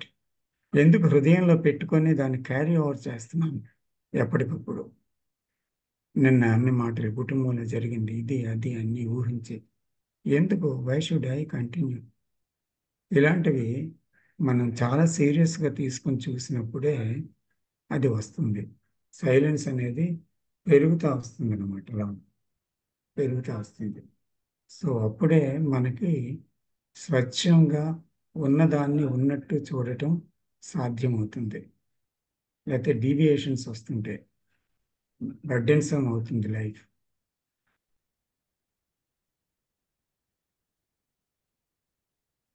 So ఇంకో question sir, follow up question sir. And then మళ్ళీ నేను why I'm following back అంటే, ఎందుకు అంటే మళ్ళీ నేను conflict స్టేజ్లోకి వెళ్ళిపోతున్నాను. Anger వస్తుంది, and then anger and these all part of what is that is destroying my sensitivity. తర్వాత ఏమవుతుంది అంటే సీయింగ్ క్యాపబిలిటీ కూడా నాకు రావట్లేదు. మళ్ళీ ఒక 1 వీక్ 2 వీక్స్ 3 వీక్స్ 4 వీక్స్ ఒక 3 మంత్స్ 6 మంత్స్ తర్వాత కానీ by watching. So that is destroying the whole sensitivity. That means you are trying to have that sensitivity or to see Anger. I'm to see your expecting. I'm anger, expecting. the what is. Yeah, I'm attached to my child. I'm attached to my wife. Yes. వాళ్ళకి I'm attached to my everything. So నేను expect చేస్తున్నాను, so వాళ్ళకి expect చేసినట్టు జరగట్లేదు. Anger is coming out of it. Incidents లో వచ్చేటువంటి impressions అన్ని కూడా గాఢంగా హత్తుకొని there is a carry over అనమాట. 1 week 1 month 1 year there is a carry over. So ఒక్కొక్కసారి ఎంత స్ట్రాంగ్గా థాట్ ఉంటుందంటే you cannot apply attention or awareness on it. You cannot simply. And I have met these states already. It is true, sir. ఎందుకంటే it is impossible to see even. అంటే జరుగుతుందని తెలుసు కానీ చూడడానికి వీలు అవ్వదు అక్కడ. అంటే అంత స్పీడ్లో వెళ్ళిపోతుంది అది, అంత వెలాసిటీతో, అంత స్ట్రాంగ్గా, అంత స్ట్రెంగ్త్తో. You can't just see. ఎందుకంటే అదే నేనైపోతాను అక్కడ. సో అంటే దాని గురించి. అండ్ ఇంకో క్వశ్చన్ సార్, ఇప్పుడు మనము ట్రెడిషన్ లో మనకి ఏం చెప్పారంటే మనుషులే ఎక్కువ ఉన్నతమైన స్థానంలో ఉన్నారు, వాళ్ళొక్కర్లే సోర్స్ ఆఫ్ క్రియేషన్ ని టచ్ చేయగలరు, మిగతా యానిమల్స్ అన్ని వాటికి తెలివి లేదు, మీరు మనిషి స్థానంలో ఉన్నారు, మీరు భగవంతుడిని చేరుకోగలరు, మీరే చేరుకోగలరు, మనిషినే చేరుకోగలరు. నా క్వశ్చన్ ఏంటంటే సార్, ఇప్పుడు నేను ఇంట్లో తిరుగుతున్నాను, యాండ్స్ ఉన్నాయి, చీమలు ఉన్నాయి, అన్ని మన క్రియేచర్స్ అవన్నీ ఉన్నాయి. సో ఇవన్నీ ఇప్పుడు మనం ఇల్లు ఊడుస్తున్నాము, మనం నడుస్తున్నాము, అవన్నీ చనిపోతున్నాయి మన కింద. సో నేనేమంటానంటే ఎందుకు నేనొక్కడనే ఎందుకు ఉన్నత స్థానంలో ఉన్నాను? నేను నా చీమ కంటే నేను గొప్పవాడిని ఏం కాదు. సో ఎందుకు ఇలాగా ఈ భావన వచ్చింది? అంటే ఇక్కడ మనిషి తన ఆలోచనల్ని దర్శించగలడు. జంతువులు దాంట్లో ఉండే దాని గ్రూపిజం ఉంటుంది, అందులో హెల్పింగ్ నేచర్ ఉంటుంది, ఫైటింగ్ ఉంటుంది. అందుకే జంతు గుణాలు మనలోనే ఉన్నాయి. అయితే మన ఆలోచనల్ని మనం పసిగట్టి చూడగలం, కానీ దాని ఆలోచనల్ని అవి చూడలేవు. అవి చేస్తూ ఉంటాయి ఆ పనులు. కానీ చూసే శక్తి మనకు ఉంది కనుక ఆ చూడటమే విముక్తికి దారి తీస్తుంది కనుక నిజంగా చూడగలగటం అనేది మానవుడు చేయలేకపోవడం వల్ల ఇంకా ఇంకా అలాగే జీవిస్తున్నాడు, జంతువుల కంటే హీనంగా కూడా. సో ఆ యానిమల్స్ కి గ్రౌండ్ తో రిలేషన్షిప్ ఏం లేదంటారా సార్? అయితే యానిమల్స్ కానీ, పర్వతాలు కానీ, చెట్లు కానీ, మనుషులకు కానీ తమ ఎగ్జిస్టెన్స్కి మూలాధారము ఆ గ్రౌండే. కానీ గ్రౌండ్తో రిలేషన్షిప్ లేదు, లివింగ్ లేదు. ఎందుకంటే ఎక్కడైతే తన గురించి ఒక భావన అనేది ఉందో, దేనికైనా సరే, ఇప్పుడు అజ్ఞానంతో తన గురించి భావనే లేనటువంటి ఒక ఇనానిమేట్ థింగ్స్ ఉండొచ్చు, దాంట్లో లైఫ్ ఉండొచ్చు. ఒక పర్వతానికి లేదా మరొక దానికి తన గురించి తనకు జ్ఞానం లేనటువంటి ఇగ్నరెన్స్ ఉండొచ్చు, అసలు ఏమీ తెలియదు, ఇనానిమేట్ అంతే. అయితే అంత మాత్రం చేత అది జ్ఞానం అంటే ఎన్నో తెలిసిన విషయాల యొక్క సమాహారంతో కూడుకున్న మనస్సు, the 1000 years and thousands of years and 1000 yesterdays memory experience, ఇవన్నీ ఉన్నటువంటి మనస్సు పూర్తిగా తన అనుభవాల్ని, తన జ్ఞానాన్ని వదిలివేసే స్థితి రావాలి. అనుభవం లేని స్థితి కాదు. అందుకే the child is not innocent, but it is ignorant. ఎందుకంటే దానికి ఇంకా పూర్తిగా జీవితం గురించి అనేక అనుభవాలు లేవు, కాబట్టి అది తేలిగ్గా నవ్వుతుంది. కానీ మనం ఎందుకు నవ్వలేకపోతున్నాం అంటే మనకు ఎంతో అనుభవాలు ఉన్నాయి, అనేక హర్ట్స్ ఉన్నాయి, అనేక అంబిషన్స్ ఉన్నాయి, అనేక టెన్షన్స్ ఉన్నాయి, అనేక భయాలు ఉన్నాయి, అనేక దుఃఖాలు ఉన్నాయి, అన్నీ ఉన్నాయి జీవితంలో.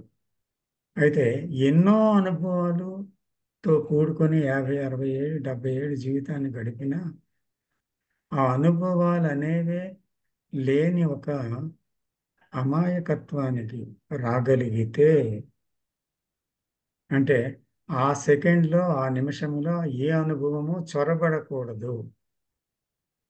అలాంటి ఒక్క నిమిషమైనా పూర్తిగా ఆ మహదానందంలో, ఆ నిశ్శబ్దంలో ఉండగలదా మనస్సు అనుభవరహితంగా, జ్ఞానరహితంగా.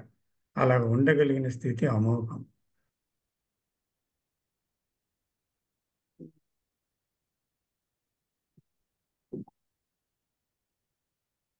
Thank you sir. Welcome.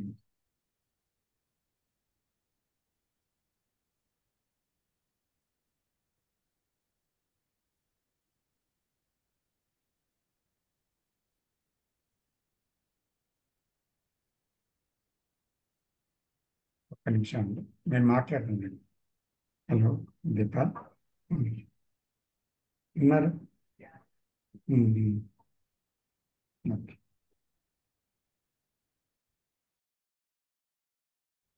Yeah.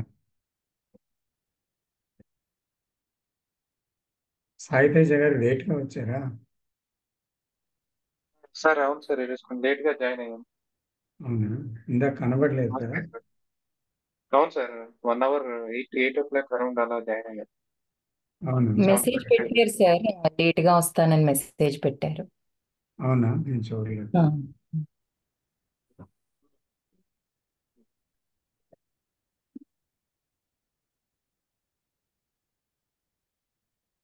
Do you share something? Sir కానీ మీరు డిస్కస్ చేశారేమో అనుకుంటున్నాను, అయినా పర్వాలేదు సార్. ఏం లేదు, పర్లేదు. కానీ ఒక చిన్న డౌట్ లాగా సార్ ఇది. చెప్పండి. సో ఈ ఈ కన్వర్జేషన్ మొదలవ్వడమే మొదట ప్రశ్నతో మొదలవుతుంది. Why has having ideas become so important అనే ప్రశ్నతో మొదలవుతుంది సార్. ఆ ప్రశ్నలో అంటే గ్రౌండ్ గురించి కూడా హ్యూమన్ కైండ్ కి ఐడియాస్ అనేవి ఉన్నాయి, ఒక ఇమాజినేషన్ అనేది ఉంది. గ్రౌండ్ అంటే ఏంటి, ఇలా ఉండొచ్చు, అలా ఉండొచ్చు అని. సో తర్వాత దాని కొనసాగింపుగా ఆ ప్రశ్నకి కన్వర్జేషన్ లో ముందుకు వెళ్తూ ఒక చోట ఏం చెప్తారంటే కృష్ణమూర్తి గారు, నేను నేనంటే అదే ఆయన ఏం చెప్తున్నారంటే ఒక రిప్రజెంటేటివ్ లాగా చెప్తున్నారు. ఒక మొత్తం హ్యూమన్ కైండ్, మానవ జాతికి మొత్తం ఒక రిప్రజెంటేటివ్ లాగా చెప్తూ 10 లక్షల సంవత్సరాలు ట్రావెల్ చేశాను, 1 మిలియన్ ఇయర్స్ అనేది ట్రావెల్ చేశాను దీని గురించి వెతుక్కుంటూ. ఇప్పుడు నేను ఆడాను, పాడాను, ప్రార్థించాను, ఏడ్చాను, ఆ అనంతమైన అనేక జ్ఞానాన్ని పోగు చేసుకున్నాను. కానీ 10 లక్షల సంవత్సరాల తర్వాత కూడా నేను అక్కడే ఉన్నాను.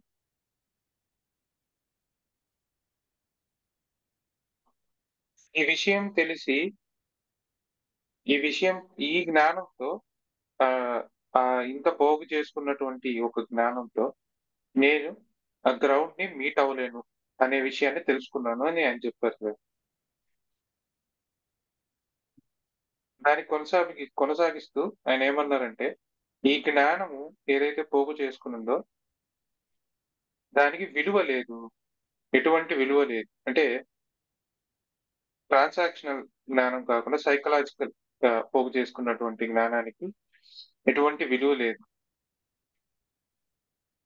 ఈ గ్రౌండ్ ఎటువంటి విలువ ఇవ్వదు అని కూడా ఈ టాక్ లో ఆయన చెప్పారు సార్. ఇక్కడ నాకు వచ్చిన డౌట్ ఏంటంటే అంటే ఏదైనా దారిని ఏదైనా దారిలో వెళ్ళేవాళ్ళు ఏదో ఒక సిద్ధాంతాన్ని కానీ నాకు ముఖ్యంగా ఆధ్యాత్మిక ప్రక్రియలో వెళ్ళేవారు ఏదో ఒక సిద్ధాంతాన్ని, అంటే ఏదో ఒక ద్వైతం అనో అద్వైతం అనో విశిష్ట అద్వైతం అనో, సో లేకపోతే బుద్ధిజం అనో క్రిస్టియానిటీ అనో ఇలా వెళ్ళేవారు ఎంతో కొంత పురోగతిని అయితే సాధిస్తారు. కొంత సత్వగుణాలని సమకూర్చుకోవడం, సాత్వికంగా మారడం అనేది జరుగుతుంది. కానీ ఈ గ్రౌండ్ ని టచ్ చేయలేకపోతున్నారు. అది ఎక్కడ ఫండమెంటల్ గా రాడికల్ గా ఎక్కడ అది ఆపుతుంది మనకు తెలిసినా కూడా అది ఎక్కడో ఆపుతుంది అని అనిపిస్తుంది సార్. అంటే ఇప్పుడు చాయిస్లెస్ అవేర్నెస్ లోకి తెలియక ముందు నాకు నిశ్శబ్దం అంటే ఏంటో తెలియదు. చాయిస్లెస్ అవేర్నెస్ వచ్చిన తర్వాత తెలిసిన తర్వాత కొంత నిశ్శబ్దం అనేది పరిచయం అయింది.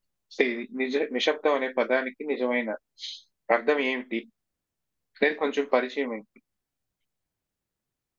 అలాగే కొన్ని ఇల్యూజన్స్ నుంచి ఇదే ఇదే ఇదే టాక్ లోనే ఆయన ఒక చోట చెప్తూ కొన్ని ఇల్యూజన్స్ నుంచి మీరు బయటికి రావచ్చు. అది నేషనలిజం కావచ్చు, మతం కావచ్చు, మిగతా మీరు పెట్టుకున్నటువంటి కొన్ని ఇల్యూజన్స్ నుంచి బయటికి రావచ్చు. కానీ మైండే ఇల్యూజన్ అని ఎప్పుడు తెలుసుకుంటారు? నా ప్రశ్న ఏంటంటే సార్, ఒక ఇద్దరు వ్యక్తులను తీసుకుందాం సార్. ఒకరు వన్ సీరియస్ పర్సన్ అనుకుందాం, అంటే ఈ ఆధ్యాత్మిక ఈ బాటలో ఉన్న వాళ్ళు సీరియస్ గా ఒక ట్రూత్ కోసం, ఒక దేవుడి కోసం వెతికే వాళ్ళు అనుకుందాం సార్. ఏదో ఒక విధానాన్ని ఫాలో అయ్యి ఇలా కొంతవరకు నిశ్శబ్దాన్ని సాధించారు అనుకుందాం. బట్ వై వాళ్ళు ఎందుకు still they are unable to change or leave, దాన్ని వదిలేయలేకపోతున్నారు నేను అనే భావాన్ని. ఎందుకంటే నేను అనే భావానికి గ్రౌండ్ కి ఏ రిలేషన్ లేదని ఆయన ఈ టాక్ లో చాలా సార్లు తిరిగి తిరిగి చెప్పారు. అదొకటి. రెండో రెండో వ్యక్తి ఏంటంటే పూర్తిగా ప్రాపంచికమైన వ్యక్తి అనమాట. అతనికి ఆధ్యాత్మికత అంటే ఏంటో తెలియదు, ఇతర విషయాలు ఏం తెలియదు. నాలాంటి ఒక నార్మల్ పర్సన్ అనుకుంది. సో నాలాంటి ఒక నార్మల్ వ్యక్తికి thought itself very big thing. అంటే ఒక విధంగా ఆలోచించడము, ఒక పోగేసుకోవడము, ఆ ఏమంటారు, ఒక దైనందిక జీవితాన్ని గడపడం, నిత్య దైనందిక జీవితాన్ని తెలివితో గడపడం. అంటే ఆ ఒక ఇల్లు కట్టుకోవడము, లేకపోతే ఒక కార్ కొనుక్కోవడము, ఇటువంటి ఇంపార్టెన్స్ ఉన్న వ్యక్తికి ఎలా ఈ ఇది ఇది ఎలా అంటే how can they ever know? So ఈ టాట్ లోనే చాలా సార్లు ఏం చెప్పారంటే టాట్ అనేది లిమిటెడ్ అనే పదాన్ని వాడారు. కానీ ఒక నార్మల్ వ్యక్తి ఎవరైతే తన యొక్క జ్ఞానాన్ని వాడి, అంటే తను సముపార్జించుకున్న జ్ఞానం ఏదైతే ఉందో దాన్ని దైనందిన జీవితంలో వాడి డబ్బులు సంపాదించి కుటుంబాన్ని పోషించే ఒక వ్యక్తికి ఈ థాట్ అనేది లిమిటెడ్ అని ఎలా అర్థమవుతుంది? తను బతుకుతున్న జీవితం అల్పమైందని ఎలా అతనికి అర్థమవుతుంది? అంటే really one person can see that ఈ అల్పత్వాన్ని నిజంగా చూడగలరా? నేను అల్పత్వాన్ని చూడగలనా? నాకేంటంటే ఈ because of my past or something ఇలా ఒక రకమైన సెక్యూర్ లైఫ్ గడపడం అనేది గొప్ప విషయం అనుకుందాం. ఒక గొప్ప విషయం, ఒక ఇల్లు ఉండడం, నెల నెల ఇన్కమ్ సంపాదించడము, దానికి సంబంధించి ఆలోచించడము, తర్వాత ఇల్లు కట్టాలని ఆలోచించడము, ఇలా ఒక సామాన్య జీవితాన్ని గడిపే ఒక వ్యక్తికి అతనికి ఎలా తెలుస్తుంది ఇది అల్పమైనది అని? ఎందుకంటే కృష్ణమూర్తి గారు చాలా సార్లు అన్నారు ఈ అల్పమైన జీవితాన్ని గడుపుతున్నారు అని. కానీ నాకు ఇలా జరగడమే గొప్ప విషయం అనుకున్నాను.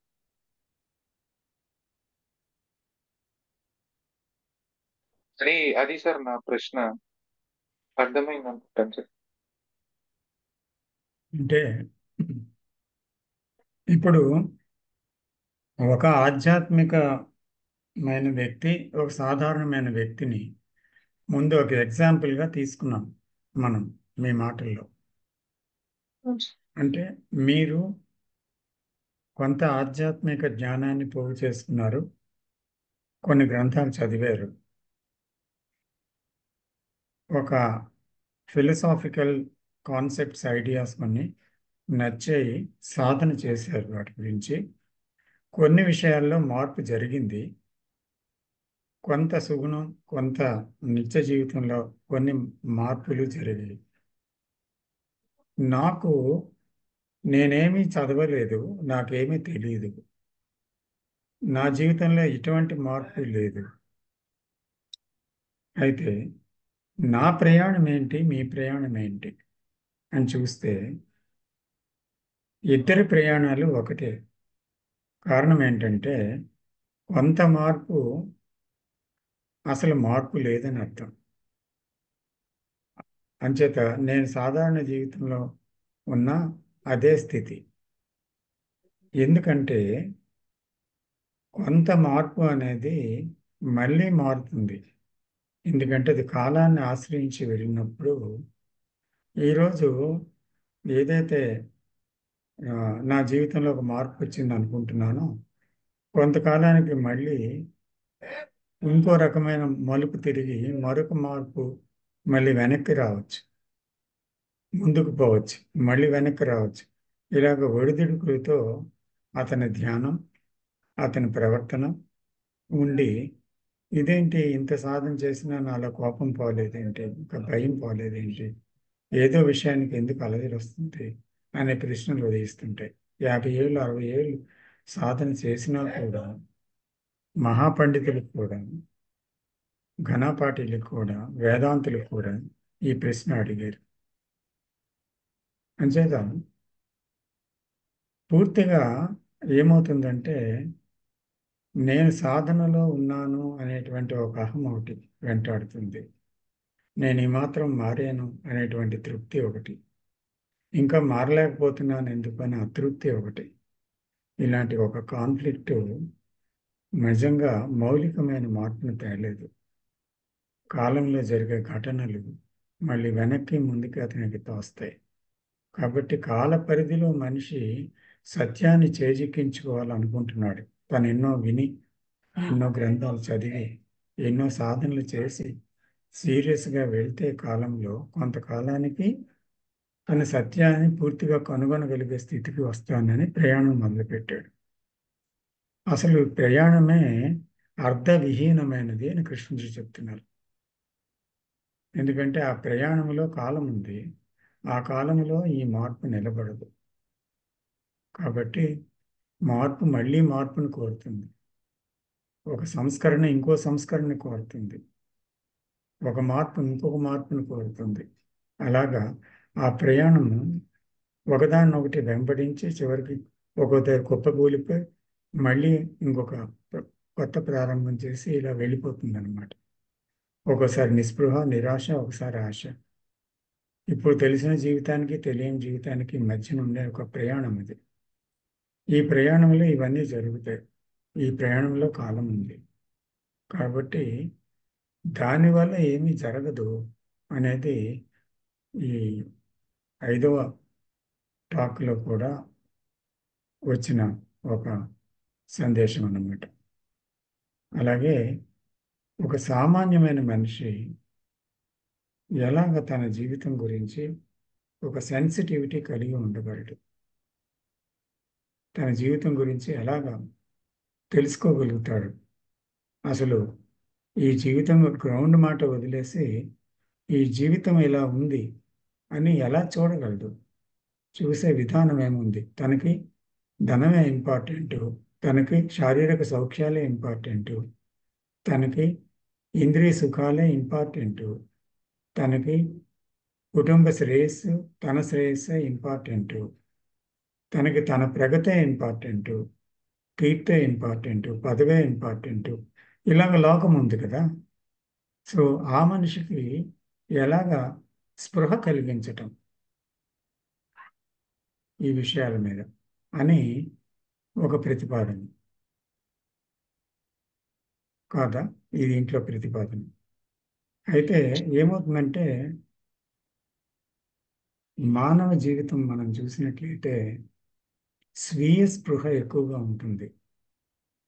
అంటే సెల్ఫ్ కాన్షియస్, నా గురించి ఎవరేమనుకుంటున్నారు, నేను ఇప్పుడు ఎలా ఉన్నాను సంఘంలో, నా పరిస్థితి ఏంటి అని ఒక స్వీయ స్పృహ ఎప్పుడు ఆ మనిషిలో సెల్ఫ్ కాన్షియస్ ఫీలింగ్ అన్నమాట.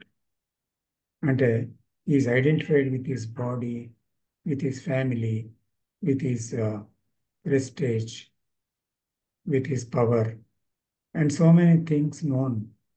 దాంట్లో ఐడెంటిఫికేషన్తో వెళ్తూ సెల్ఫ్ కాన్షియస్తో బతుకుతున్నాం అనేటువంటిది ఒకటి ఉంది.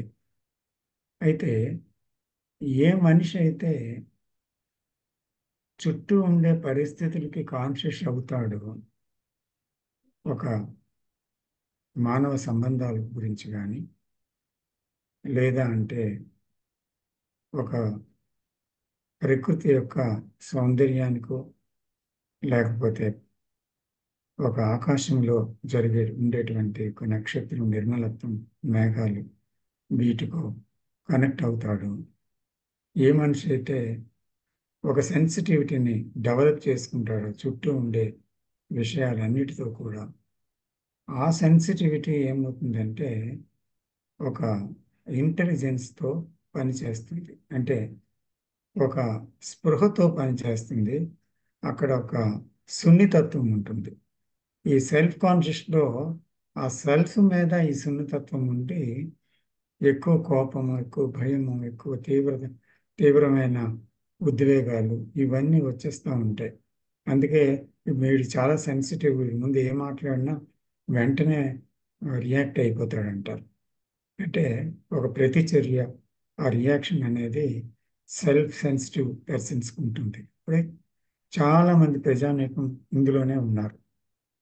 అయితే చుట్టూ ఉండేదానికి సెన్సిటివిటీ అనేది కూడా చాలా చాలా తక్కువ అన్నమాట. అందుకని సెల్ఫ్ కాన్షియస్ ఎక్కువగా ఉంది. ఇటువంటి వ్యక్తికి తను సెల్ఫ్ కాన్షియస్తోనే ఉండడం వల్ల ఇన్ని ఘోరాలు జరుగుతున్నాయి. ఎందుకంటే నేను హర్ట్ అయితేనే మిమ్మల్ని హర్ట్ చేయగలను. నేను గాయపడాలి, నేను దుఃఖంలో ఉండాలి, నేను భయంతో ఉండాలి. అప్పుడే సమాజంలో ఆ దుఃఖము, ఆ భయము, లేకపోతే ఆ కోపము నాలోంచి బయటికి వెళ్తుంది.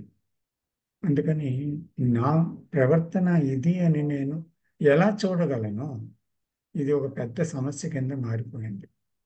ఎందుకంటే నేను గ్రంథాలు చదివి చూడగలుగుతున్నాను, లేదా ఒకరికి చెప్పడం వల్ల చూడగలుగుతున్నాను, లేకపోతే ఎవరు ఏది చెప్పకుండా చూడగలగడం సాధ్యమా అనేటువంటి ఒక ప్రశ్న ఉదయిస్తుంది కదా. అదే మీరు అడుగుతున్న ప్రశ్న కదా. Right so sir. అయితే అది ఇప్పుడు కొంతమంది అంటారు, ఎవరికైనా గొప్ప కష్టం వస్తే డెత్ లైక్ సఫరింగ్, అప్పుడు ఇదేంటి జీవితం అని ఒక మౌలిక ప్రశ్న కలుగుతుంది. అక్కడి నుంచి జీవితాన్ని చూడటం మొదలు పెట్టడం జరుగుతుంది. కాబట్టి నిజంగా కష్టాలు అనేవి ఒక బంగారుపు గని అని ఒక మహాత్ముడు చెప్తాడు. అయితే కృష్ణజీ ఏమంటారంటే, కష్టాలే వచ్చి నీకు చూపించక్కర్లేదు జీవితాన్ని, కానీ ఆ కష్టాలు జీవితంలో చూడడానికి రావాలని కోరుకోనక్కర్లేదు, కానీ జీవితాన్ని అలాగ లేకుండా కూడా చూడొచ్చేమో చూడమంటున్నారు. ఇంకో దగ్గర ఆయనే అంటారు, ఇది జీవితం అంతా కూడా సుఖప్రాయంగా వడ్డించిన విస్తరిలాగా ఎటువంటి ఛాలెంజెస్ లేకుండా హాయిగా గడిచిపోతున్న ఆ వ్యక్తికి, నిద్రపోతున్న వ్యక్తి అతను ఈజ్ ఇన్ డీప్ స్లంబర్. అందుకని అతనికి దాని నుంచి మేలుకోవడానికి ఇష్టం ఉండదు. ఆ నిద్రావస్థలోనే జీవితం గడుపుతాడు అంటారు ఒక దగ్గర. అయితే కాబట్టి ఇక్కడ ఏమంటే, ఇప్పుడు ఒక కుటుంబం ఉందండి. ఒక మనిషి తను బాగా ఈ జీవితం గురించి తెలుసుకొని అర్థం చేసుకొని ఈ జీవితంలో ఉండేటువంటి అసహ్యతని, తర్వాత ఉపరితల జీవితంలో ఉండే ఒక షాలోనెస్ని, గుల్లబారితనాన్ని, దాంట్లో ఉండే ఒక డొల్లతనాన్ని, నిర్వీర్యతను, తర్వాత పనికిరానితనాన్ని చూసి ఒక జీవితం యొక్క కొత్తదనం, అంటే ఈ పాత జీవితాన్ని మీద రోత పుట్టి చూశారనమాట. ఏంటి జీవితం అనే ప్రశ్న, ఇదే నా జీవితం అంటే అంటూ తన జీవితాన్ని ప్రశ్నించుకున్న ఒక వ్యక్తి ఆ జీవితాన్ని గమనిస్తూ ఉన్నాడు. అటువంటి వ్యక్తి జీవితంలో, కుటుంబంలో చాలామంది వ్యక్తులు ఉన్నారు. ఇతనిలో మార్పు వచ్చింది ఏదో, అయితే ఆ మార్పుని అతను కన్వే చేయడానికి సిద్ధపడినా దాన్ని వినడానికి కుటుంబ సభ్యులు కానీ తన స్నేహితులు కానీ ఎవ్వరూ ఇష్టపడడం లేదు. ఆ మాటలు ఆడితే కూడా వినడానికి కూడా ఏమాత్రము భర్త కానీ, భార్య కానీ, లేదా చుట్టూ ఉండే కుటుంబ సభ్యులు కానీ, సన్నిహిత సంబంధికులు కానీ, బంధువులు కానీ, స్నేహితులు కానీ, సమాజంలో ఎవరి దగ్గర కానీ ఆ టాపిక్ ఎత్తితే ఒక తేలికపాటి నవ్వుని విసిరో, లేకపోతే నాకు పని ఉందని తప్పించుకోను, లేకపోతే ఇంట్రెస్ట్ చూపకుండా వినడం, ఏదో చేస్తున్నారు. కానీ ఆసక్తికరంగా ఆ విషయాన్ని తెలుసుకొని రావాలనే ముందుకు రావాలని ఎవరికీ లేదు. అప్పుడు ఆ వ్యక్తి ఏం చేయగలడు? చూసారా, ఆ వ్యక్తి ఏం చేయగలడు అంటే, చుట్టూ గాలి ఉంది. అయితే ఆ గది, ఆ ఇంటి తలుపులన్నీ మూసి ఉన్నాయి.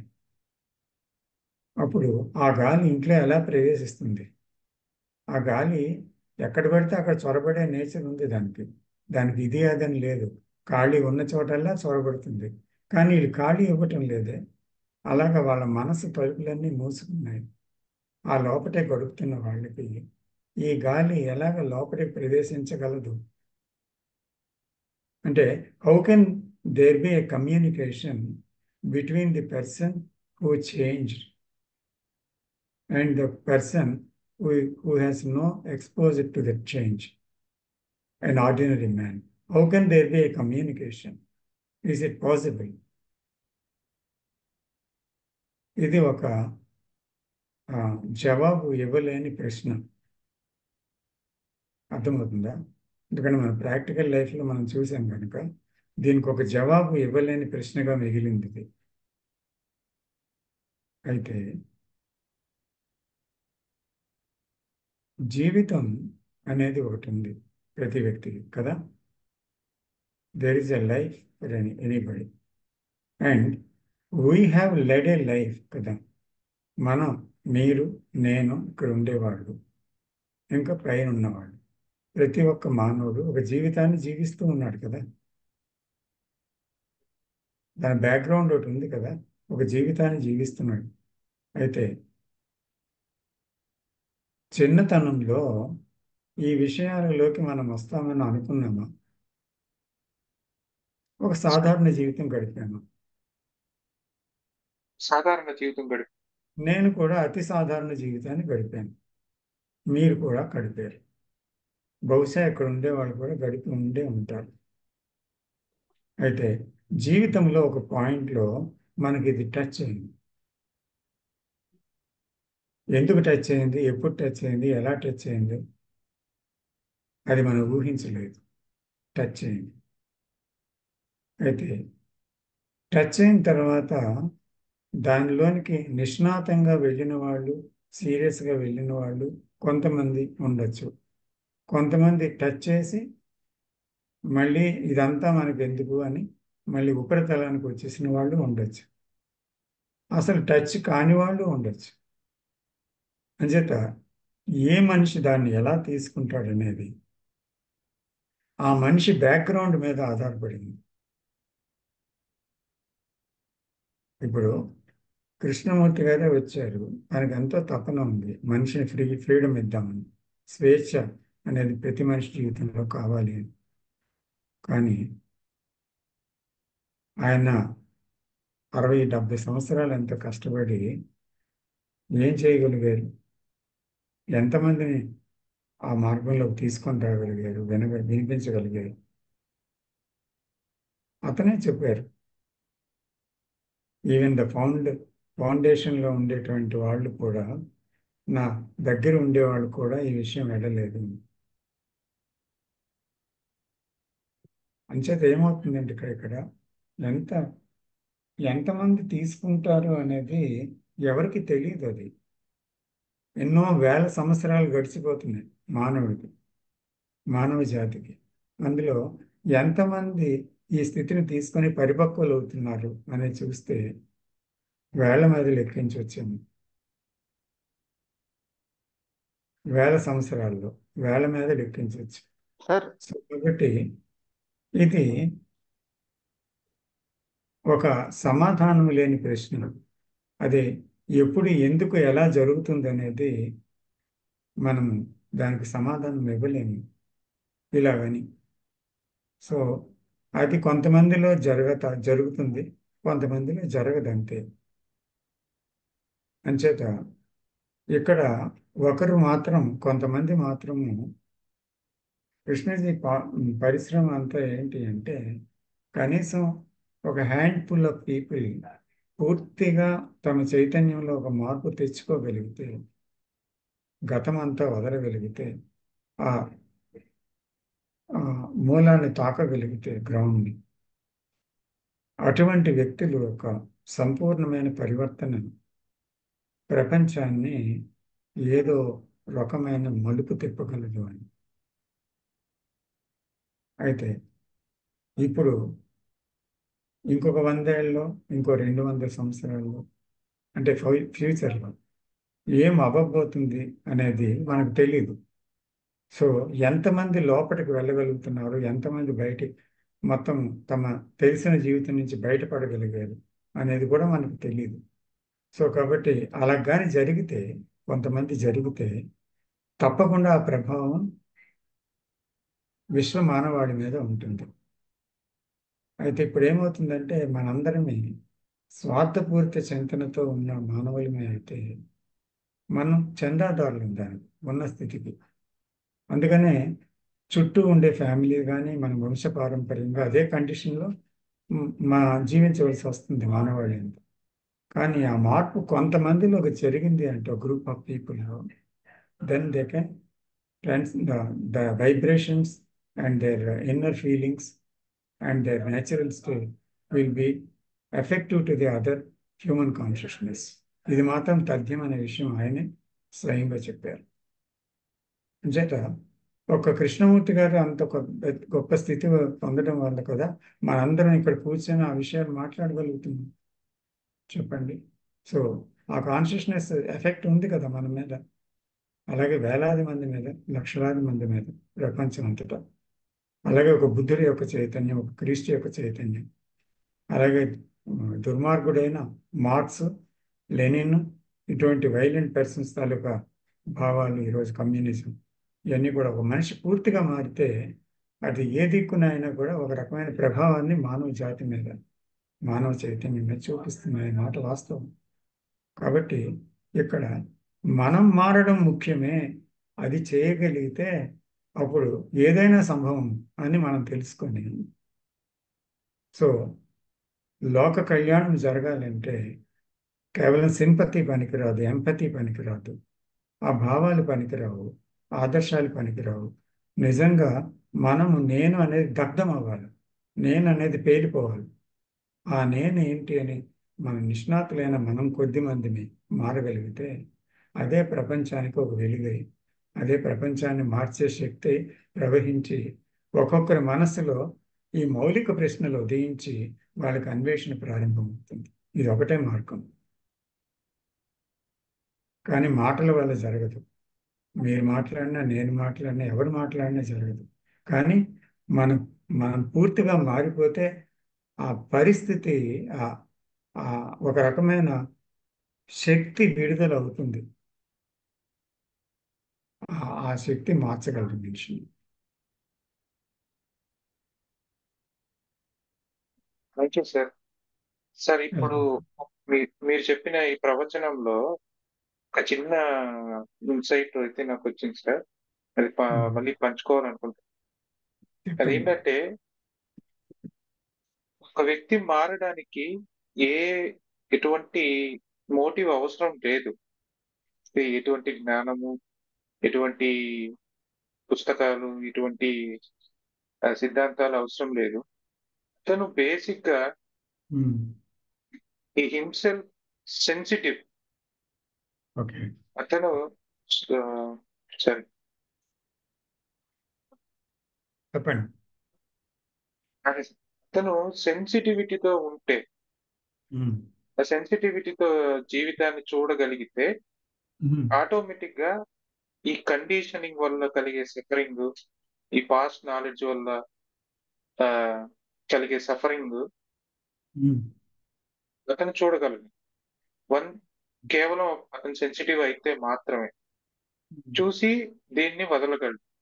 ఇఫ్ ఈజ్ నాట్ సెన్సిటివ్, అతని సెన్సిటివిటీ లేకపోతే అతను ఎంత జ్ఞానాన్ని పోగేసుకున్నా అది ఇంకా ఇన్సెన్సిటివిటీని పెంచడమే తప్ప దానివల్ల ప్రయోజనం ఏం లేదు.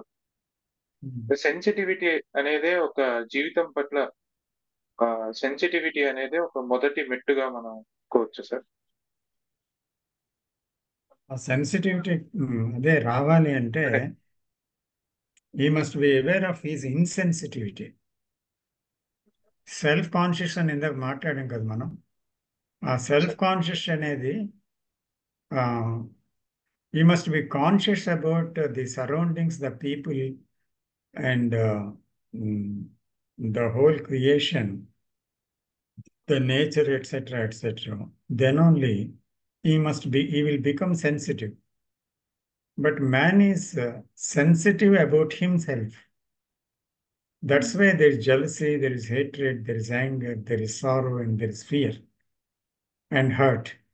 That's why mankind is in himsa, in violence, and each other is on each other's throat. అందుకని యుద్ధోన్మాదం, పగ, ప్రతీకారం ఇవన్నీ లావ్ అయిపోయాయి. అదే ప్రతి చోట సినిమాలు, సీరియల్స్, నిజ జీవితాలు, దేశాల్లో కొట్లాటలు, ఫ్యామిలీలో కొట్లాటలు, ఎక్కడ చూసినా సరే ఇదే కనిపిస్తుంది కదా. కాబట్టి ఆ సెల్ఫ్ మీద ఉండే సెన్సిటివిటీ అనేది ప్రమాదకరమైనది. ఇది మానవుడు తెలుసుకున్న నాడే తనలో మార్పు జరుగుతుంది. అదే అతని దుఃఖానికి మూల కారణం కూడా. అదే ప్రపంచ దుఃఖానికి మూల కారణం. Because he is not separate from the world. I am the world. Sir మీరు ఐ ఆమ్ ద వరల్డ్ అన్నారు కదా సార్. అది I am the world is in me అని ఎప్పుడు తెలుస్తుంది sir? That is final realisation sir, ground touch అయినప్పుడే. The world is me and the world is in me. The world is in me also. The world is me. I am the world. The world is me. In me. నేనే ప్రపంచము. నేనే ప్రపంచం. ప్రపంచం నాలోనే ఉంది. ప్రపంచమే నేను, ప్రపంచం నాలోనే ఉంది. అవును, నా మనసులోనే ఉంది. నా మనస్సే ప్రపంచం. ఆ మనస్సే నేను. ఎందుకంటే సింపుల్ ఫ్యాక్ట్ అది రీజన్కి అందుతుంది ఒకటి. తర్వాత రీజన్ పోయిన తర్వాత ట్రూత్ కింద మిగిలేది కూడా అదే. రీజన్కి అందేది ఏంటి? నాలోని, మీలోని, రష్యన్లోని, ఇంగ్లాండ్లో ఉండేవాళ్ళలోని, ప్రపంచ మానవాళ్ళలో రాగద్వేషాలు ఉన్నాయి. ఉండేది ఒకటే ద్వేషం, ఒకటే భయం, ఒకటే కోపం, అదే ఉంది. But that is logical explanation కదా సార్. దట్ ఈస్ అదిగా అంటున్నాను. There are two things to see. A simple truth which we can see all, and the fundamental truth um, అది ఎలా తెలుస్తుంది అని అంటే ఉమ్, మనిషి యాక్చువల్గా తనలోని పూర్తి మార్పు ఎప్పుడైతే వచ్చిందో, తనలోని ఒక the observer is the observed అనే విషయం ఎప్పుడైతే తెలిసిందో, అతను చూడగలిగే మనిషి అనమాట. Is a seer. ఉమ్, అప్పుడు అతనికి ఏం తెలుస్తుందంటే మౌలికంగా మానవ చైతన్యము ఒక్కటే. నేను వేరు, అతను వేరు కాదు. నా పెర్సెప్షన్తో నేను వేరు అనుకుంటున్నాను. కానీ అసలు యాక్చువల్గా మౌలికంగా అతనికి నాకు ఏ భేదము లేదు. ఒకటే ట్రూత్ నడుస్తుంది అందరిలోని కూడా. ఒకటే అజ్ఞానము నడుస్తుంది, ఒకటే జ్ఞానము నడుస్తుంది, ఒకే ప్రాణము నడుస్తుంది. కంచేత ఈ వేరువేరు ప్రాణాలు కావు, వేరువేరు అజ్ఞానాలు కావు, వేరువేరు జ్ఞానము కాదు, ఏది కాదు అనే విషయము ఎప్పుడు చూడగలిగామంటే తను పరిణతి చెందిన కొలది ఆ విషయం మరింత స్పష్టంగా గ్రహించగలుగుతాడు. అంటే ఆ డివిజన్ అనేది తగ్గిపోయినప్పుడు. ఎందుకంటే ఇప్పుడు మిమ్మల్ని చూడగానే మీరు బాడీ, మీ పలానా పేరు, మీరు పలానా వ్యక్తిత్వం ఉన్న మనిషి అని నాతో మీకున్న అనుభవాన్ని బట్టి నేను అనుభవాలతో నేను చూడడం వేరు. అప్పుడు వేర్పాటు ఉంది. కానీ నా సన్నిహిత సంబంధంలో కానీ బయట కానీ నేను కొత్తగా భావాలు లేకుండా చూడగలిగినప్పుడు భావాలే వేర్పాటు అనేది తెలుస్తుంది. ఈ భావాలు లేకుండా చూడగలిగినప్పుడు ఏమైంది? అక్కడ భావమే వేరు చేస్తుంది, పేరే వేరు చేస్తుంది, గుర్తింపే వేరు చేస్తుంది. ఇవేవీ లేకుండా కేవలం చూడడంలో ఏముంది? అక్కడ ఒకటే ఉంది, రెండు లేవు. ఎందుకంటే నేనుంటే మీరున్నారు, మేము అనేది ఉంటే వారున్నారు, నా జాతి ఉంటే వేరే జాతి ఉంది. ఇలా ప్రతిదీ నేను నాది అనే ఐడెంటిఫికేషన్లో వేర్పాటు జరిగింది అనే విషయం స్పష్టంగా చూడగలుగుతారు అన్నమాట పరిణతి పొందినప్పుడు. అప్పుడు ఆ నేను డిజాల్వ్ అవుతున్నప్పుడు ఏం తెలుస్తుందంటే the same thing is there. I can see my wife కొత్తగా చూడొచ్చు, రోజు సరౌండింగ్స్ని కొత్తగా చూడొచ్చు, రోజు జీవితాన్ని కొత్తగా చూడొచ్చు. అంటే ఆ కొత్తదనంలో ఏముందంటే వేర్పాటు లేదు, అది నిత్యము కొత్తది, నిత్యము ఏకమైనది, విభజన లేనిది అనేది మౌలికమైనది. అది కూడా తెలుస్తుంది.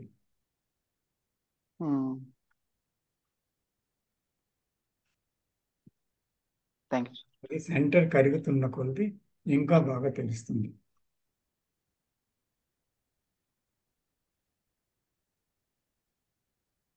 You feel that it is not a verbalization. Intellectual understanding కాదు అది. You feel that oneness.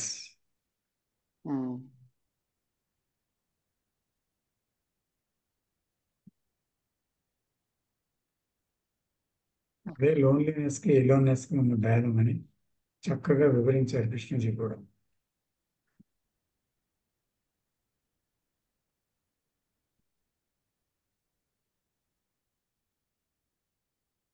So నేనైంది, ఇంకేమైనా మాట్లాడాలా? Sir thank you sir, thank you very much. Thank you very much. Thank you sir. Thank you. Thank you sir. నమస్తే విజయ్ గారు. నమస్తే. నమస్తే. నమస్కారం sir, thank you.